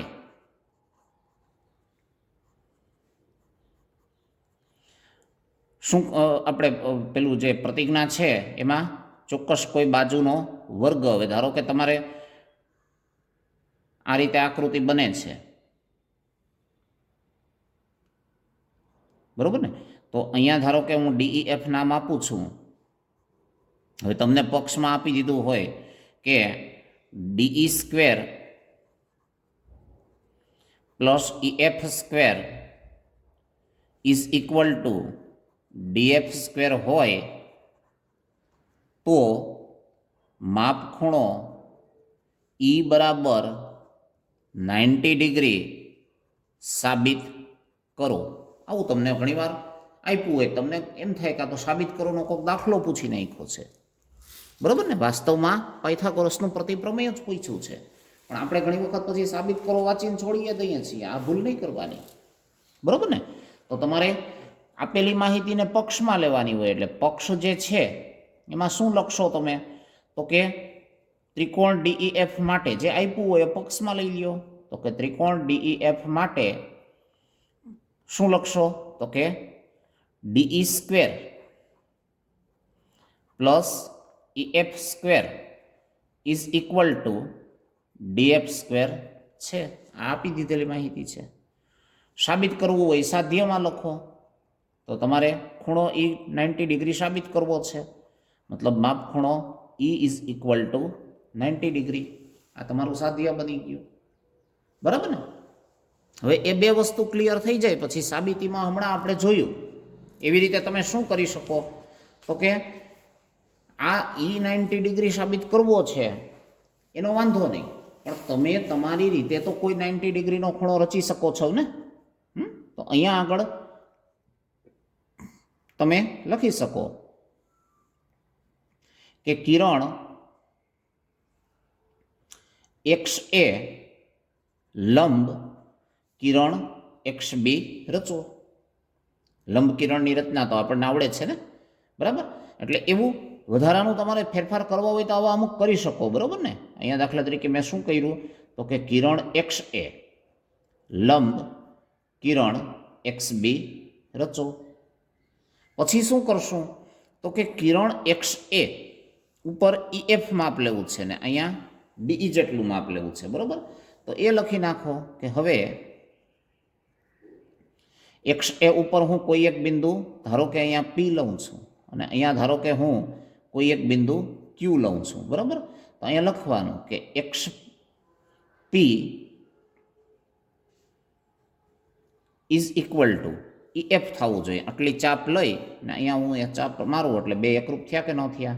તો X P is equal to EF તથા x Q is equal two આટલી ચાપ લઈને હું અહીંયા ચાપ રચું એટલે એક્સ ક્યુ મળે ને મને. તો x Q is equal two કેટલું માપ છે? DE. રચો.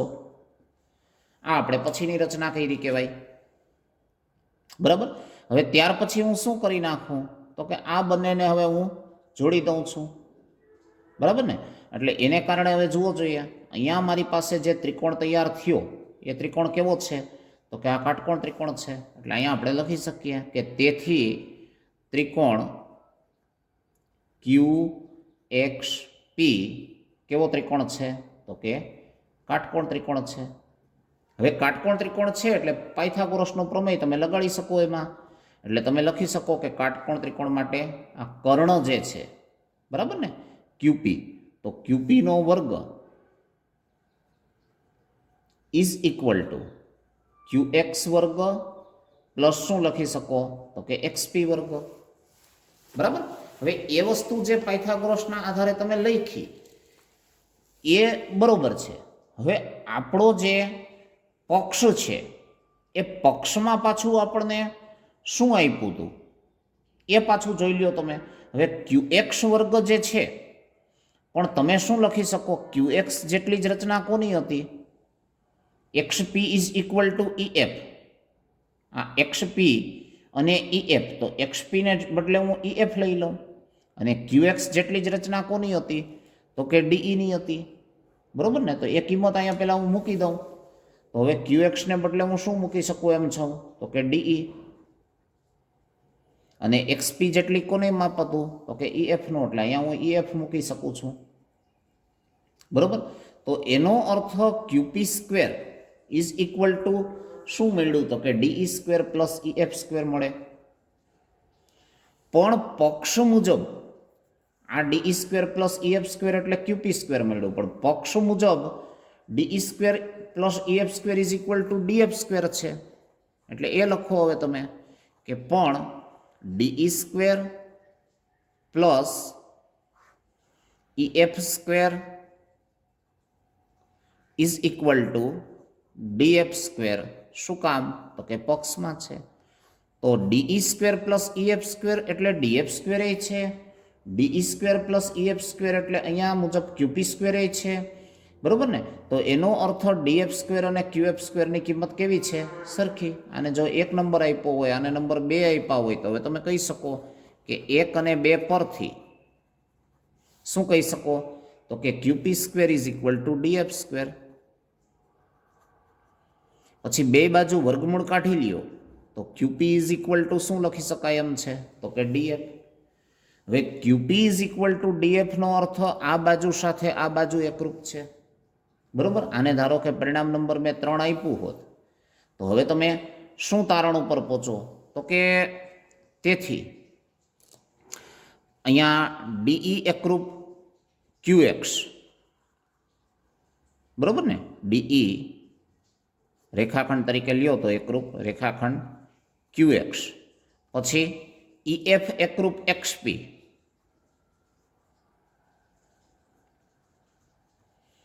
શું કામ તો કે આ પક્ષમાં આપણે અથવા અહીંયા રચના એ પ્રમાણે કઈ રીતે. અને ત્રીજું આપણે QP એકરૂપ શું સાબિત કર્યું હમણાં તો કે DF.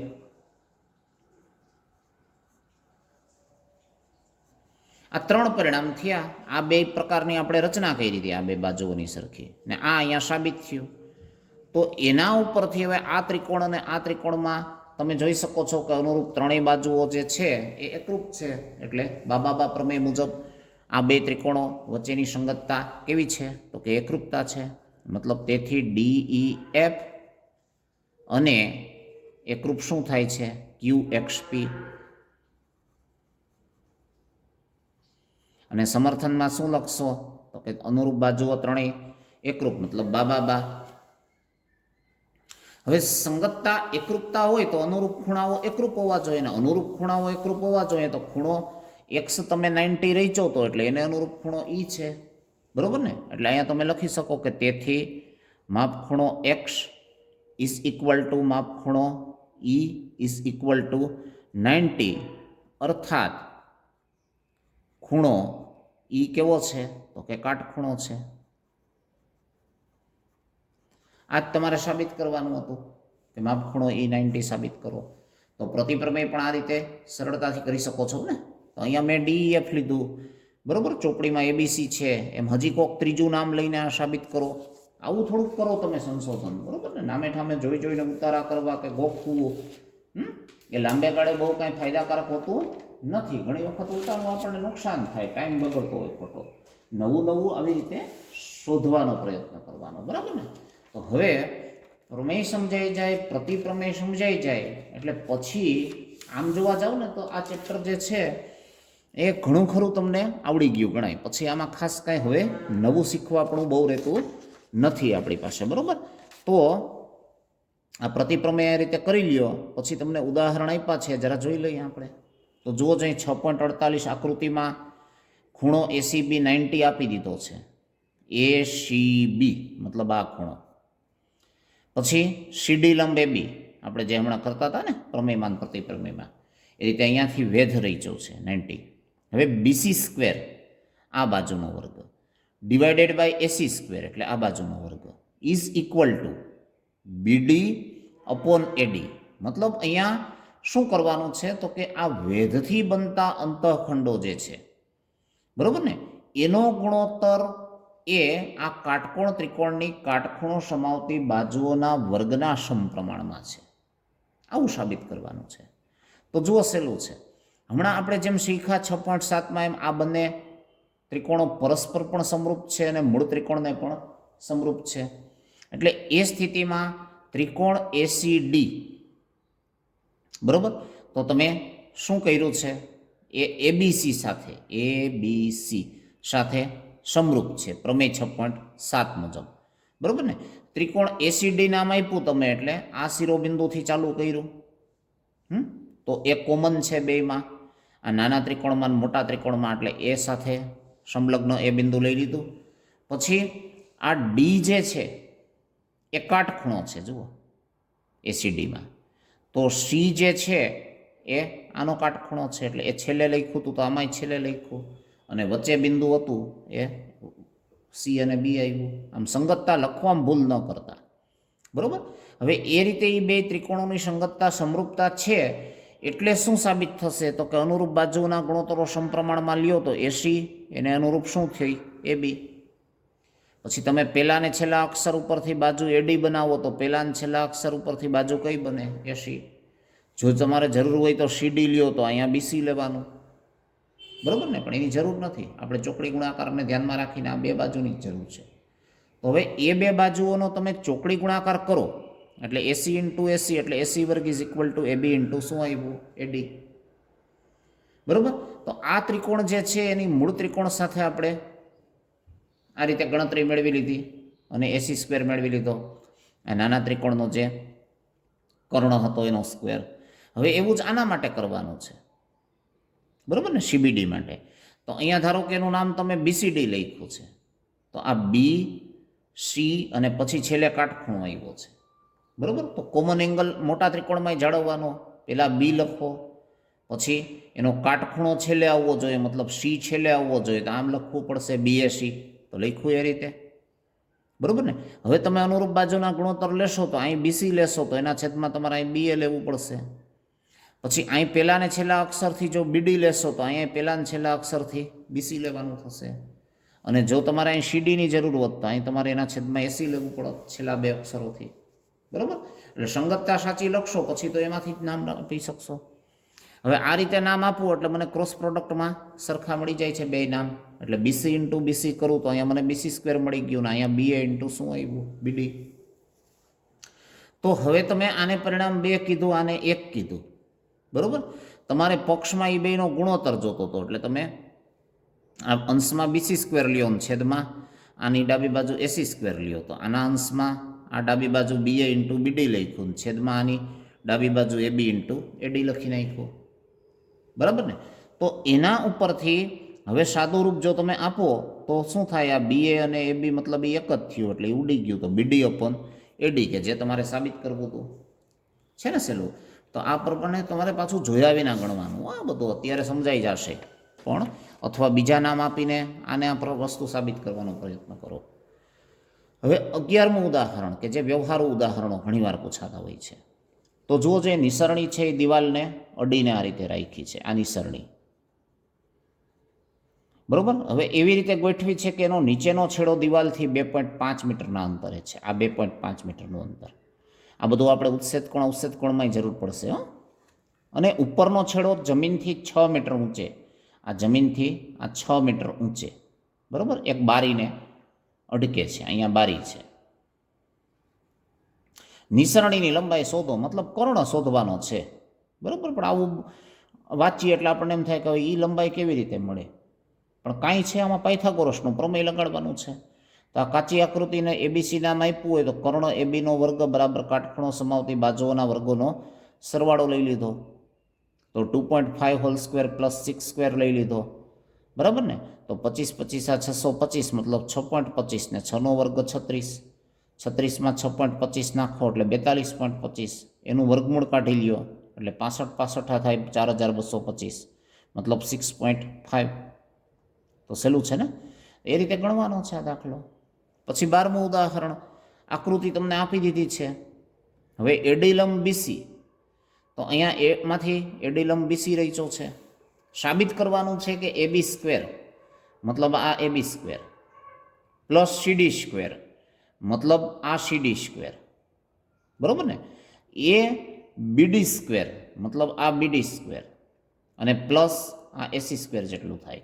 એટલે આવા દાખલાઓમાં બહુ અટપટું નહીં સમજવાનું. આને જે આપ્યું હોય ને એ કાટકોણ ત્રિકોણના આધારે તમારે પાયથાગોરસના પ્રમેયનો ઉપયોગ કરી લેવાનો, પછી સાઈડું સરવાળા માટે ડાબી બાજુ અને જમણી બાજુ ગોઠવી લેવાની હોય, બીજું કાંઈ ન હોય, બરાબર ને? પણ આપણને લાગે એમ કે ઓહો આ તો બધું સાવ ગોટાળાવાળું છે, મૂકી દો આ દાખલો. એવું ન હોય, સહેલો હોય દાખલો.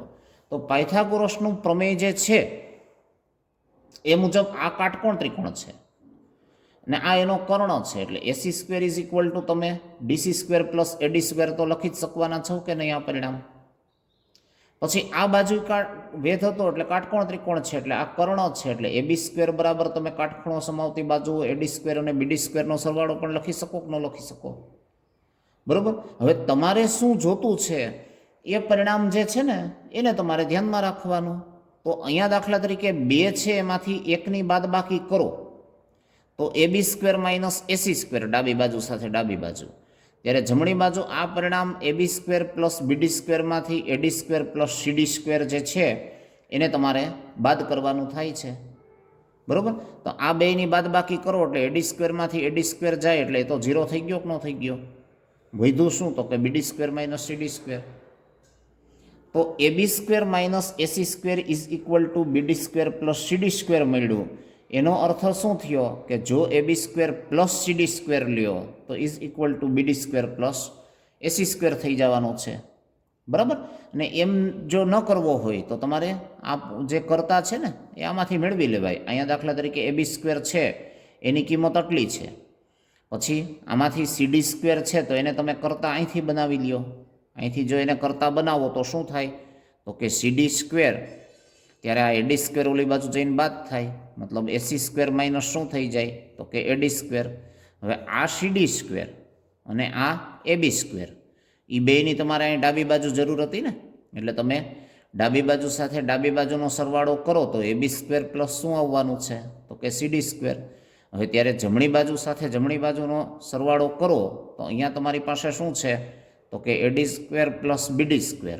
ને અહીંયા શું છે? તો કે પ્લસ એસી સ્ક્વેર માઇનસ એડી સ્ક્વેર, બરાબર ને?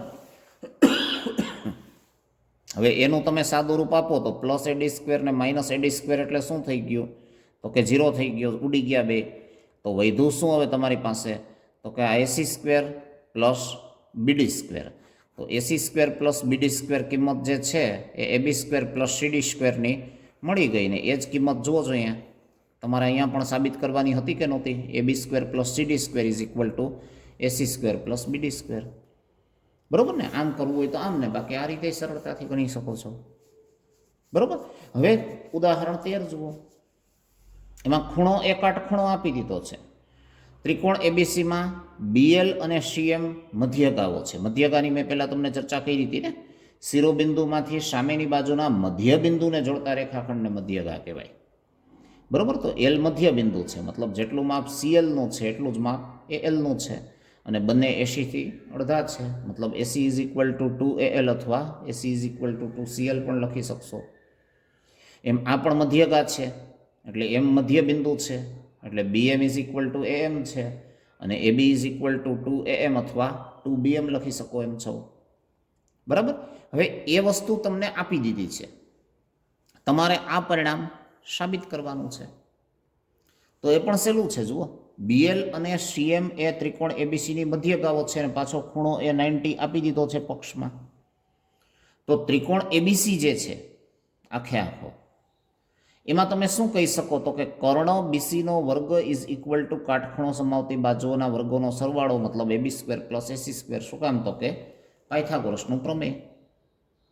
બરાબર. હવે એવી જ રીતે ત્રિકોણ ABL લેશો, આ ABL, તો એ પણ જુઓ છો એ કાટકોણ ત્રિકોણ જ છે કે નથી.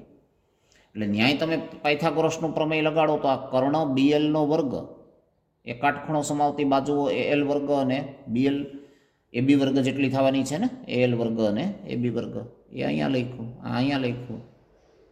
બરાબર. હવે આના ઉપરથી આ જે AL છે એ હમણાં આપણે ચર્ચા કરી એમ મધ્યગાથી બનતો એક ટુકડો છે, એટલે એ આખી બાજુનું અડધું હોય.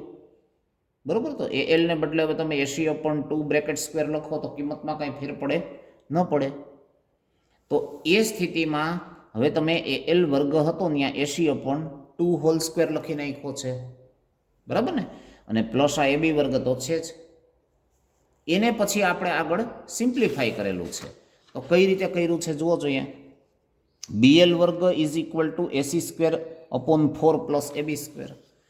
તો આ ટૂંકમાં વર્ગ જે છે એ અંશને છેદને લાગુ પાડ્યો એટલે AC સ્ક્વેર અપોન 4 પ્લસ શું લખ્યું? તો કે AB સ્ક્વેર અહીંયા.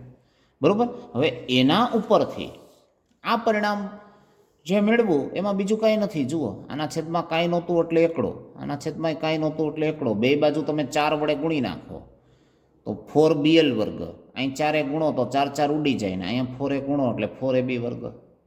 બરાબર. એટલે આ પરિણામ મળ્યું તમને, જેને પરિણામ નંબર ક્યુ આપી દીધું છે તો કે 2. હવે એવી જ રીતે આ ત્રિકોણ CMA નો ઉલ્લેખ છે. તો CMA, બરાબર ને, મતલબ આ ત્રિકોણ છે. તો એ પણ જોઈ શકો છો કાટકોણ ત્રિકોણ છે, અને કાટકોણ ત્રિકોણમાં પાયથાગોરસનો પ્રમેય લગાડો તો CM વર્ગ બરાબર AM વર્ગ વત્તા શું લખી શકો? AC વર્ગ. તો એ પરિણામ જુઓ જોઈએ, અહીંયા આગળ પાછું એપ્લાય કરેલું છે. CM વર્ગ બરાબર AC વર્ગ વત્તા AM વર્ગ. તો AC વર્ગ એમનું એમને AM જે છે એ મધ્યગા એમ મધ્યબિંદુ છે. બરાબર ને? એટલે મધ્યગાથી બનતું બે ટુકડા છે ABના. એટલે હવે એને તમે AM ને AB/2 તરીકે લખો તો કિંમતમાં તો કાંઈ ફરક પડવાનો નથી ને. આકૃતિ જોઈ લ્યો પાછી, ન ખ્યાલ આવે તો. આ મધ્યગા હતી એટલે એમ મધ્યબિંદુ હતું, એટલે આખા ABનું AM પણ અડધું છે અને BM પણ અડધું છે. તો AM ને બદલે હું AB ભાગ્યા 2 કરું તો ચાલે કે ન ચાલે? તો એ જ વસ્તુ અહીંયા કરી છે, AB/2 હોલ સ્ક્વેર. તો હોલ સ્ક્વેર હતો એ બંનેને લગાડ્યો એટલે AB સ્ક્વેર અપોન 4 થયા.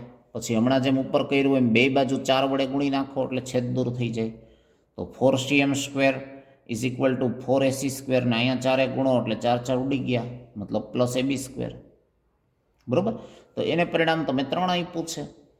હવે આ 2 અને 3 જે છે એનો સરવાળો જો તમે લ્યો તો 4BL square plus 4CM square, એમાંથી 4 કોમન કાઢ્યા એટલે કાઉન્સમાં BL વર્ગ વત્તા CM વર્ગ વધ્યા. ત્યારે ઓલી બાજુ શું થયું? AC સ્ક્વેર પ્લસ 4B વર્ગ plus 4AC square plus AB વર્ગ. તો 4AB વર્ગ વત્તા આ AB વર્ગ એટલે ટોટલ 5AB વર્ગ થયા. આ AC વર્ગ વત્તા 4AC વર્ગ એટલે ટોટલ 5AC વર્ગ થયા. એ બંનેમાંથી 5 કોમન કાઢો એટલે કૌંસમાં એસી વર્ગ વત્તા શું વધ્યું એબી વર્ગ, બરાબર ને. હવે એ પરિણામ જ તમારે સાબિત કરવું હતું. 4 ઇન્ટુ બીએલ વર્ગ પ્લસ સીએમ વર્ગ ઇઝ ઇક્વલ ટુ 5 ઇન્ટુ હવે એસી વર્ગ પ્લસ એબી વર્ગ, એટલે તો હમણાં આપણે પરિણામ તારવું જ હતું ને પાયથાગોરસ મુજબ.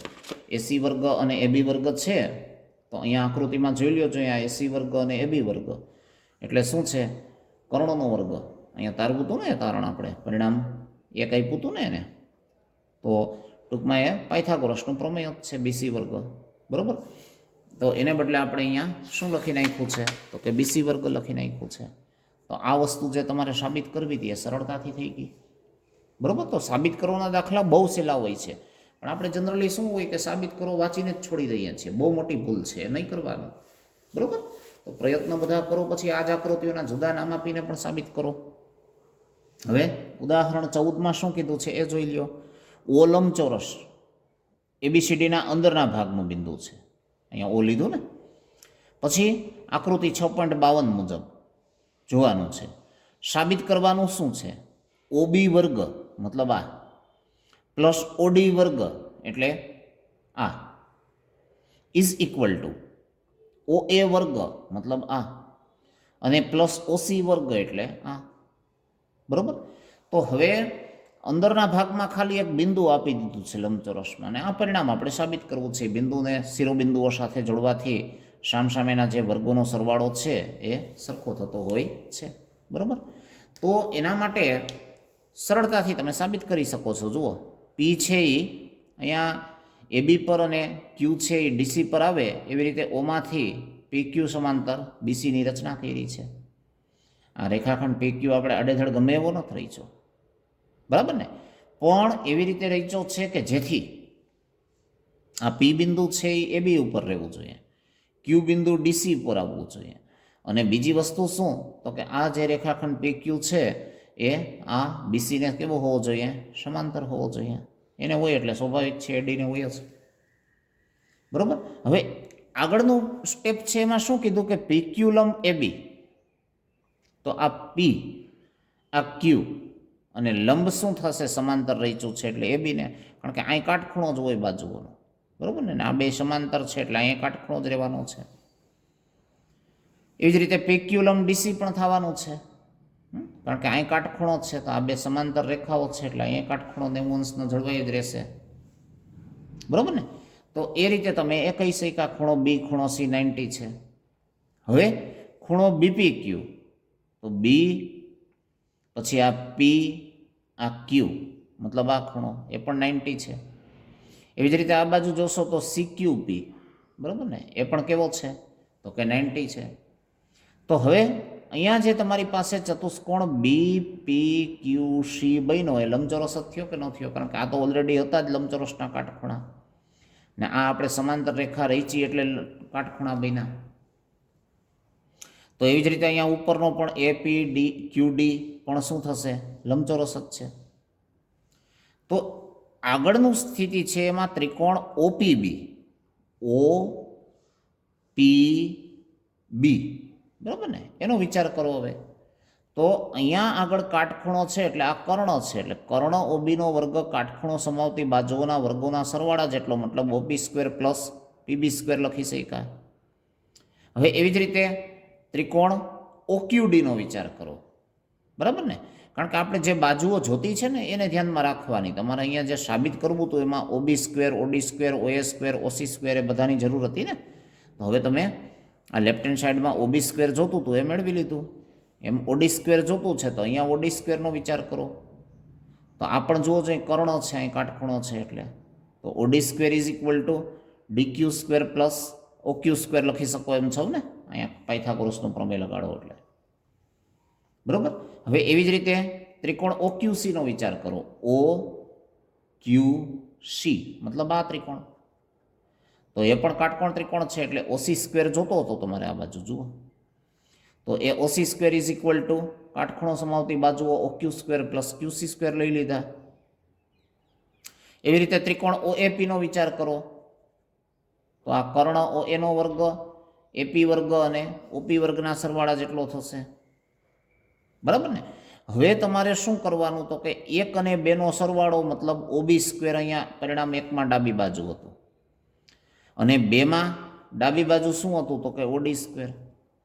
તો ડાબી બાજુ સાથે ડાબી બાજુનો સરવાળો લ્યો ત્યારે જમણી બાજુ સાથે આ જમણી બાજુનો સરવાળો મતલબ BP square plus OP square plus OQ square plus DQ square લઈ લીધા. બરાબર. હવે એના ઉપરથી પરિણામ આપણે મૂકીએ તો અહીંયા જુઓ છે બીપી જે છે આ બીપી બરાબર ઇઝ ઇક્વલ ટુ અહીંયા સીક્યુ તમે લખી શકો છો. તો સીક્યુ જે છે એ શું છે તો કે અહીંયા આગળ જુઓ સીક્યુ શું કામ તો કે આ લંબચોરસ જ હતો ને લંબચોરસની સામસામેની બાજુ કેવી હોય એકરૂપ એટલે બીપી સ્ક્વેરને બદલે સીક્યુ સ્ક્વેર લખી શક્યા. પછી ઓપી સ્ક્વેર એમનું એમ લખી નાખ્યું, ઓક્યુ સ્ક્વેર એમનું એમ લખી નાખ્યું અને DQ square is equal to AP square લખી શકો છો. તો શું કામ જોઈ લો છો અહીં આકૃતિમાં પહેલાં ડીક્યુ ગોતી લ્યો. આ ડીક્યુ તો આ લંબચોરસની બાજુ છે તો આ પણ એની સામેની બાજુ છે લંબચોરસમાં એ એકરૂપ જ હોય ને એટલે ડીક્યુ સ્ક્વેરને બદલે શું લખી શક્યા તો કે એપી સ્ક્વેર લખી શક્યા. બરાબર. હવે એમાંથી પછી તમે આગળ પાછી ગોઠવણી કરી મતલબ સીક્યુ સ્ક્વેરની બાજુમાં ઓક્યુ સ્ક્વેર લખી નાખ્યું અને ઓપી સ્ક્વેરને એપી સ્ક્વેરની બાજુમાં લખી નાખ્યું. તો CQ square plus OQ square આકૃતિ મુજબ જોઈ લો જોઈએ સીક્યુ સ્ક્વેર આ CQ square plus OQ square આ ઓક્યુ સ્ક્વેર બરાબર ને. તો અહીંયા આપણે એ પરિણામ તારવા જ છે CQ square plus OQ square એટલે ઓસી સ્ક્વેર એટલે એને બદલે ઓસી સ્ક્વેર લઈ લીધું. એવી રીતે OP square plus AP square અહીંયા આપણે તારવેલું જ છે એને બદલે ઓએસ સ્ક્વેર લઈ લીધું. તો આ પરિણામ જે છે ઓએસ સ્ક્વેર પ્લસ ઓસી સ્ક્વેર એ જ તમારે અહીં સાબિત કરવાનું હતું. બરાબર ને. આવા દાખલા છે બહુ સહેલા છે જો થોડુંક જો ધ્યાન આપશો તો એ પરથી તમને 6.5 આપ્યું છે. બરાબર ને. એટલે 6.5માં બહુ સહેલા દાખલા ઘણું ખરું આમાંથી પૂછાશે જ એટલે ખાસ જોયા વિના ગણી લ્યો તમે. પછી ન સમજાય પાછા મને ક્લાસરૂમ લેક્ચર આપણા ગોઠવાય છે ઓનલાઈન એમાં પૂછો. બરાબર ને. પૂછશો નહીં ત્યાં સુધી નકામું છે આ બધું પણ પ્રયત્ન કરીને પૂછવો. અહીંયા મેં શીખવાડ્યા પ્રમેયો ઉદાહરણો એ કરો ને પછી જાતે આ થોડોક પ્રયત્ન કરો પછી જે ડાઉટફુલ લાગે એ બધું ક્લિયર કરો. બરાબર. પછી જરૂર પડશે તો આપણે હજી એક લેક્ચર સોલ્યુશનનું અપલોડ કરશું જો વધારે દાખલાઓમાં પ્રોબ્લેમ હશે તો. પણ પ્રયત્ન કરીને થોડા આગળ વધવાનું છે આપણે. બરાબર ને. હવે 6.6 વૈકલ્પિક છે એટલે અહીંયા ટૂંકમાં પરીક્ષાના દ્રષ્ટિકોણથી નથી પણ મારી સલાહ એવી છે કે જો તમને રસ પડતો હોય ને સમય રહેતો હોય તો કરજો ખરા. પછી એમાંય કાંઈ ડાઉટ ક્વેરી હોય તો પૂછજો મને. બરાબર ને. સરસ છે ચેપ્ટર પણ આ બધા દાખલાઓમાં તમારું બધું દ્રઢીકરણ સરસ થાય એવું છે. બરાબર ને. એટલે પ્રયત્ન કરવો પણ સમય રહે તો બાકી ચિંતા ન કરતા એ કદાચ ન થઈ શકે તો એ પરીક્ષાના દ્રષ્ટિકોણથી નથી. તો આ બધી વસ્તુ સમજી લીધા પછી છેલ્લે તમને જે આપ્યો છે શું છે સારાંશ છે. તો સારાંશમાં હમણાં આપણે ચર્ચા કરી એમ સમાન આકાર ધરાવતી પરંતુ જેના માટે સમાન કદ હોય તે જરૂરી નથી તેવી બે આકૃતિઓને સમરૂપ આકૃતિ કીધી હતી. બરાબર ને. દાખલા તરીકે વર્તુળા નાનું છે ને મોટું છે તો એ સમરૂપ થયો. બરાબર. એવી રીતે આપણે ચોરસ છે એ આ નાનો છે અને આ મોટો ચોરસ છે તો એ સમરૂપ જ છે. એને એકરૂપ ન કહી શકો પણ સમરૂપ કહી શકો. બરાબર. સમાન કદ હોય એ જરૂરી નથી પણ બેનો આકાર સરખો છે. બધી એકરૂપ આકૃતિઓ સમરૂપ છે પરંતુ એનું પ્રતીપ સાચું નથી. બરાબર ને. આકૃતિ એકરૂપ હશે. અહીંયા દાખલા તરીકે આ ચોરસ છે હવે એવડો બીજો ચોરસ હોય તો સ્વાભાવિક છે કે એ બે એકરૂપ હોય તો સમરૂપ તો હોવાની જ છે પણ સમરૂપ આકૃતિ આ બે છે તો એ એકરૂપ હોય એવું જરૂરી છે નથી. કોઈ બહુકોણના અનુરૂપ ખૂણાઓ સમાન હોય અનુરૂપ બાજુઓના ગુણોત્તરો સમાન હોય મતલબ સમપ્રમાણમાં તો સમાન સંખ્યામાં બાજુઓવાળા બે બહુકોણો સમરૂપ હોય. બરાબર ને. પછી બહુકોણોમાં ત્રિકોણ સાથે ત્રિકોણ જવો જોઈએ સમાન સંખ્યામાંનો અર્થ. એક ત્રિકોણને એક ચોરસ કોઈ દી સમરૂપ હોઈ શકે નહીં પણ બે ત્રિકોણોની વાત થઈ હોય બહુકોણ તરીકે. હવે અનુરૂપ ખૂણાઓ એકરૂપ હોય અને અનુરૂપ બાજુઓ છે એના ગુણોત્તરો જે છે એ સમપ્રમાણમાં હોય તો એના આધારે શું કહી શકાતા આપણે કે આ બે ત્રિકોણો છે એ કેવા છે સમરૂપ છે. એવું જ ચોરસ માટે સાચું છે એવું જ લંબચોરસ માટે સાચું છે એવું સમલંબ ચતુષ્કોણ માટે સાચું છે એવું કોના માટે બીજા સાચું કહી શકો એમ છો તો કે પંચકોણ છે ષટકોણ છે. બરાબર ને. એમ ક્રમશઃ આકૃતિઓ બહુકોણ તરીકે લ્યો તમે, પણ સરળતા જળવાવી જોઈએ. હવે જો કોઈ ત્રિકોણની એક બાજુને સમાંતર દોરેલી રેખા બાકીની બે બાજુઓને બે ભિન્ન બિંદુઓમાં છેદે તો આ બાજુઓનું સમાન ગુણોત્તરમાં વિભાજન થાય છે. બરાબર ને? આ બધા આપણે આગળ જે શીખ્યા હતા ને પાર્ટ 1માં તમને પ્રમેય આપ્યા જ હતા કે આ ત્રિકોણ છે, તો આ ત્રિકોણની આપણે શું શીખાતા, તો કે એક બાજુને સમાંતર, હવે આ ધારો કે એબીસી છે, બરાબર, તો આ બીસીને ધારો કે મેં સમાંતર રેખા દોરી છે, તો એ સમાંતર રેખા બાકીની બાજુઓને બે ભિન્ન બિંદુઓમાં છેદે, આ છેદ બિંદુઓને ધારો કે મેં ડી અને ઈ કહી દીધા છે, તો સમાન ગુણોત્તરમાં વિભાજન થાય છે. મતલબ AD upon BD is equal to શું થતું હતું, તો કે AE upon EC. AD upon BD is equal to AE upon શું લખી શકતા હતા, ઈસી. બરાબર ને? પછી એના ઉપરથી આપણે +1 કરીને બીજા પરિણામો તારવા હતા ને, જેમ કે એડી અપોન બીડીને બદલે તમે આખી બાજુ એબી લઈ લ્યો તો સામે તમને એઈ અપોન આખી બાજુ કઈ મળે છે, તો કે એસી મળે છે. એવી જ રીતે અહીંયાનો નીચેનો અંતઃખંડ તમે બીડી લઈ લીધો તો બીડી અપોન ધારો કે એબી લીધું તો સામે પણ તમને એ જ રીતે ટુકડો મળશે, ઈસી અપોન એસી. બરાબર ને? તો એ પરિણામો પણ આપણે તારવેલા જ છે. હવે ત્યાર પછી ત્રિકોણ જે છે એની કોઈ બે બાજુઓનું સમાન ગુણોત્તરમાં વિભાજન કરે તો તે રેખા ત્રીજી બાજુને સમાંતર હોય. મતલબ આ પ્રમેય હતો, તો ઓલું એનું પ્રતિપ્રમેય છે એ પણ સાચું છે. તો પ્રતિપ્રમેયમાં શું આપણને કહે છે કે આવી રીતે જો સમાન ગુણોત્તરમાં કોઈ રેખા વિભાજન કરતી હોય તો એ સમાંતર હોય છે. બરાબર ને? અહીંયા ધારો કે મેં ત્રિકોણ DEF લીધો, હવે એના છેદબિંદુ જે છે એને ધારો કે મેં એમ અને એનથી દર્શાવ્યા અહીંયા. હવે જો મને આપી દીધું હોય કે DM upon ME is equal two DN upon NF, આ ગુણોત્તર સમાન આપી દીધો હોય તો હું કહી શકું કે તેથી રેખા MN સમાંતર શું છે, તો કે રેખા EF છે. બરાબર? પ્રમેય પણ સાચું, પ્રતિપ્રમેય પણ સાચું.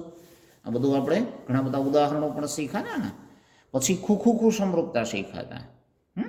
તો એ પણ તમે યાદ કરી લ્યો કે બે ત્રિકોણો વચ્ચે સંગતતા આપેલી હોય, બરાબર ને, ત્યારે કોઈ એક ત્રિકોણના ત્રણેય ખૂણા અન્ય ત્રિકોણના અનુરૂપ ખૂણાઓ સાથે એકરૂપ હોય તો એ સ્થિતિમાં એ બે ત્રિકોણો વચ્ચે આપેલી સંગતતા જે છે એ કેવી થતી હોય છે, સમરૂપતા થતી હોય છે. મતલબ બાજુઓના ગુણોત્તરો સમરૂપ ન આપ્યા હોય તોય વાંધો નહીં, સમપ્રમાણમાં એ થતા જ હશે. અહીંયા બી એકરૂપ ઈ આપ્યો છે, સી એકરૂપ એફ આપ્યો છે અને એ એકરૂપ ડી આપ્યો છે, વાત પૂરી. બરાબર? પછી આપોઆપ બાજુઓના ગુણોત્તરો સમપ્રમાણમાં હોય હશે. પછી ખૂ પરથી આપણે તારણ ઉપર આવ્યા હતા ખૂ સમરૂપતા, કે ત્રણેય ખૂણાઓ એક અનુરૂપ એકરૂપ ન આપ્યા હોય અને માત્ર બે જ અનુરૂપ ખૂણાઓ એકરૂપ આપ્યા હોય તો પણ આપોઆપ ત્રીજો ખૂણો ત્રીજા ખૂણા સાથે હોય જ એકરૂપ, અને એના આધારે તમે કહી જ શકતા હતા કે બાજુઓ પણ સમપ્રમાણમાં થતી જતી અને એ ત્રિકોણો જે છે એ સમરૂપ થતા હતા. ધારો કે એ સાથે ડી, બી સાથે ઈ એકરૂપ આપ્યા છે, બરાબર, તો સી સાથે એફ હોય જ, ત્રણેયનો સરવાળો 180 કરવા, અને બાજુઓના ગુણોત્તરો સમપ્રમાણમાં હોય જ, મતલબ આ ત્રિકોણો સમરૂપ હોય જ. પછી આપણે બાબા પ્રમેયની ચર્ચા કરી હતી. તો બાબા પ્રમેયમાં આપણને શું કીધું હતું કે બે ત્રિકોણો વચ્ચે આપેલી સંગતતા માટે કોઈ એક ત્રિકોણની ત્રણેય બાજુઓના ગુણોત્તરો અન્ય ત્રિકોણની બાજુઓ સાથે સમપ્રમાણમાં હોય તો એ બે ત્રિકોણો સમરૂપ હોય. બરાબર? મતલબ ખૂણાઓનો ભલે ઉલ્લેખ ન કર્યો હોય પણ AB upon DE is equal two BC upon EF is equal two AC upon DF આપી દીધું છે, એટલે વાત થઈ ગઈ પૂરી. પછી આપોઆપ ખૂણા બી સાથે ખૂણો ઈ, ખૂણા સી સાથે ખૂણો એફ અને ખૂણા એ સાથે ખૂણો ડી હોય જ, અને આ બે ત્રિકોણો વચ્ચેની સંગતતા પણ કેવી હોય, તો કે સમરૂપતા જ હોય. બરાબર? તો એને આપણે બાબા સમરૂપતા તરીકે ઓળખાતા. તો એ પણ દાખલામાં બધે ઉપયોગ આવશે, તૈયાર કરી લેજો. હવે ત્યાર પછી કોઈ ત્રિકોણનો એક ખૂણો બીજા ત્રિકોણના એક ખૂણાને સમાન હોય અને આ ખૂણાઓ જે બાજુને અંતર્ગત હોય તે સમપ્રમાણમાં હોય તો બે ત્રિકોણો સમરૂપ છે, જેને આપણે બાબા તરીકે ઓળખ્યું હતું ને, બરાબર. મતલબ અહીંયા દાખલા તરીકે ત્રિકોણ એબીસી છે, બીજો એક ત્રિકોણ ડીઈએફ છે. હવે આ એબીસી અને આ ડીઈએફ ત્રિકોણ માટે શું કહેવા માગે છે આપણને, તો કે એક ખૂણો બીજા ત્રિકોણના એક ખૂણાને સમાન હોય. ધારો કે ખૂણો બી છે એ ખૂણા ઈ સાથે સમાન છે. હવે આ ખૂણાઓ જે બાજુને અંતર્ગત હોય, આ બી છે એ એબી અને બીસીનો અંતર્ગત ખૂણો થયો ને, એમ ઈ છે એ ડીઈ અને ઈએફનો અંતર્ગત થયો. એ બાજુઓ સમપ્રમાણમાં હોય, મતલબ AB upon DE is equal to શું હોય, તો કે બીસી અપોન ઈએફ હોય, બરાબર. અને ખૂણો બી એકરૂપ શું આપ્યું છે, ખૂણો ઈ. તો આટલી શરત આપી હોય તોય બાખુબા શરતના આધારે કહી શકાય કે આ બે ત્રિકોણો વચ્ચેની સંગતતા છે એ કેવી છે, તો કે સમરૂપતા છે, બરાબર. પછી બે સમરૂપ ત્રિકોણોના ક્ષેત્રફળોનો ગુણોત્તર તેમની અનુરૂપ બાજુઓના ગુણોત્તરના વર્ગ જેટલો હોય છે. એની હમણાં જ આપણે ચર્ચા કરી હતી ને, કે તમે ત્રિકોણ એબીસી લીધો, બીજો કોઈ એક ત્રિકોણ XYZ લીધો છે, બરાબર. હવે જો આ બે ત્રિકોણો સમરૂપ હોય તો તમને એના જે ક્ષેત્રફળ છે એ ક્ષેત્રફળનો ગુણોત્તર, મતલબ એબીસીના ક્ષેત્રફળને હું એબીસી કહું, ત્રિકોણ XYZના ક્ષેત્રફળને હું XYZ કહું, તો એ બાજુઓના વર્ગના, મતલબ અનુરૂપ બાજુઓ એબી અપોન XY ને એનો વર્ગ લખો. પછી બીસીને અનુરૂપ YZ, તો એનો પણ વર્ગ લખી શકો. ઇઝ ઇક્વલ ટુ એસીને અનુરૂપ શું છે, XZ, એટલે એસી અપોન XZ હોલ સ્ક્વેર આના જેટલો હોય છે. આનો દાખલાઓમાં આપણે ઉપયોગ આવશે, જોઈ લેજો ખાસ. પછી જો કાટકોણ ત્રિકોણના કાટખૂણાના શિરોબિંદુમાંથી કર્ણ પર વેધ દોરવામાં આવે તો વેધની બંને તરફના ત્રિકોણો મૂળ ત્રિકોણને તેમજ એકબીજાને કેવા હોય છે, સમરૂપ હોય છે. તો આની આપણે હમણાં ચર્ચા કરી, બરાબર ને. આ રીતે તમે કાટકોણ ત્રિકોણ લીધો છે, ધારો કે ત્રિકોણનું નામ એબીસી છે. હવે કાટખૂણા બીમાંથી તમે કર્ણ પર વેધ દોર્યો છે, આ લંબનો લંબપાત ધારો કે એમ છે, તો એ સ્થિતિમાં અહીંયા બે ત્રિકોણ બન્યા. એ બંને ત્રિકોણ જે આપણને છે એ શું કીધું છે, તો કે મૂળ ત્રિકોણને તેમજ એકબીજાને સમરૂપ હોય છે. મતલબ આ ત્રિકોણને ધારો કે હું AMB કહું, તો AMB જે છે એ શું છે, તો કે મૂળ ત્રિકોણને સમરૂપ છે. એટલે અહીં હું એથી કાટખૂણા તરફ ગયો તો આમાં એથી કાટખૂણા તરફ જાઉં એટલે ત્રિકોણ ABC. પછી આ ત્રિકોણ જે છે CMB એ પણ મૂળ ત્રિકોણને કેવો છે, તો કે સમરૂપ છે. તો અહીંયા હું CMB લખ્યું, ત્યારે અહીંયા Cથી મેં ચાલુ કર્યું હતું, તો આમાં હું મૂળ ત્રિકોણમાં Cથી ચાલુ કરીને કાટખૂણા તરફ જાઉં તો મારે કેમ લખવું પડે, તો કે ત્રિકોણ CBA ને ABC લખવું હોત તો આને મારે BMC કહેવું પડત. અને પરસ્પર પણ બે સમરૂપ છે. અહીંયા જમણી બાજુ સરખી તો ડાબી બાજુ પણ સરખી. આને હું એબીસીમાં કન્વર્ટ કરીને લખું આની જેમ, તો શું લખી શકું કે ત્રિકોણ BMC સમરૂપ શું થાય છે, તો કે ત્રિકોણ ABC. તો હવે બે જમણી બાજુમાં એબીસી સાથે સમરૂપ, તો બે સંગતતા ડાબી બાજુમાં પણ સમરૂપ થવી જોઈએ. મતલબ હું શું લખી શકું કે ત્રિકોણ AMB સમરૂપ BMC પણ છે, બરાબર ને. પરસ્પર પણ સમરૂપ છે. તો દાખલામાં આનો વ્યાપક ઉપયોગ આવે છે અને પ્રમેય તરીકે પણ પૂછી શકે છે. એટલે એ પરિણામ પણ ખાસ યાદ રાખો, બરાબર ને. હવે ત્યાર પછી તમને જે આપ્યું છે એ હમણાં આપણે જોયું પાયથાગોરસનું પ્રમેય. કાટકોણ ત્રિકોણમાં કર્ણ જે છે એનો વર્ગ કાટખૂણો સમાવતી બાજુઓના વર્ગોના સરવાળા જેટલો થતો હોય છે. તો અહીંયા મેં XYZ કાટકોણ ત્રિકોણ લીધો હોય તો કર્ણ કયો છે, તો કે XZ. આ XZનો વર્ગ કાટખૂણો સમાવતી બાજુઓ XYનો વર્ગ પ્લસ કેટલો થશે, તો કે YZના વર્ગ જેટલો થાય છે, બરાબર. ત્યાર પછી આપણે એનું પ્રતિપ્રમેય જોયું હતું. તો પ્રતિપ્રમેયમાં કોઈ બાજુનો વર્ગ બાકીની બે બાજુઓના વર્ગોના સરવાળા જેટલો હોય તો પહેલી બાજુની સામેનો ખૂણો કાટખૂણો હોય છે. મતલબ તમને દાખલા તરીકે કોઈ એક આ ત્રિકોણ આપી દીધો છે, બરાબર. હવે આ ત્રિકોણનું નામ ધારો કે DEF છે અને તમને એમ કહી દીધું છે કે ડીએફ વર્ગ is equal two DE square plus EF square છે. મતલબ કોઈ એક બાજુનો વર્ગ બાકીની બે બાજુઓના વર્ગોના સરવાળા જેટલો હોય તો એ પ્રથમ બાજુની સામેનો ખૂણો કેવો હોય છે? કાટખૂણો. આ પાયથાગોરસનું પ્રતિપ્રમેય થયું. બરાબર ને? તો આ બધી વસ્તુઓ જે છે એ તમે ગણણી. હવે એના ઉપરથી હવે કાંઈ રહેતું નથી આ ચેપ્ટરમાં. બરાબર ને? આ ચેપ્ટર આપણું પૂરું થઈ ગયું છે, પણ બહુ સહેલું ને સરસ મજાનું ચેપ્ટર છે. અહીંયા તમને 2 પાર્ટમાં એ સમજાવવાનો પ્રયત્ન કર્યો છે. બરાબર ને? હજી તમે એક્ઝામ્પલ્સ પણ ગણી લ્યો. પછી જો તમારી પાસે વધારે એક્ઝામ્પલ્સ હશે તો ન થતા હોય એવા તો આપણે એનો 3જો પાર્ટ અપલોડ કરશું, અને ઓછા હશે તો આપણે લાઈવ લેક્ચરમાં પૂરો કરી લેશું એ બધું. બરાબર ને? પણ આ સમજવું, શીખવું, પછી એક્ઝામ્પલ્સ જાતે ગણો, પ્રમેયો અલગ નામ આપીને સાબિત કરવાનો પ્રયત્ન કરો, ઉદાહરણોના અલગ નામ આપીને સાબિત કરવાનો પ્રયત્ન કરો, તો આનો ખરો અર્થ સરશે. બરાબર ને? તો આ લેક્ચરને અહીંયા આપણે પૂરું કરીએ છીએ. બધાને શુભેચ્છાઓ. આવજો.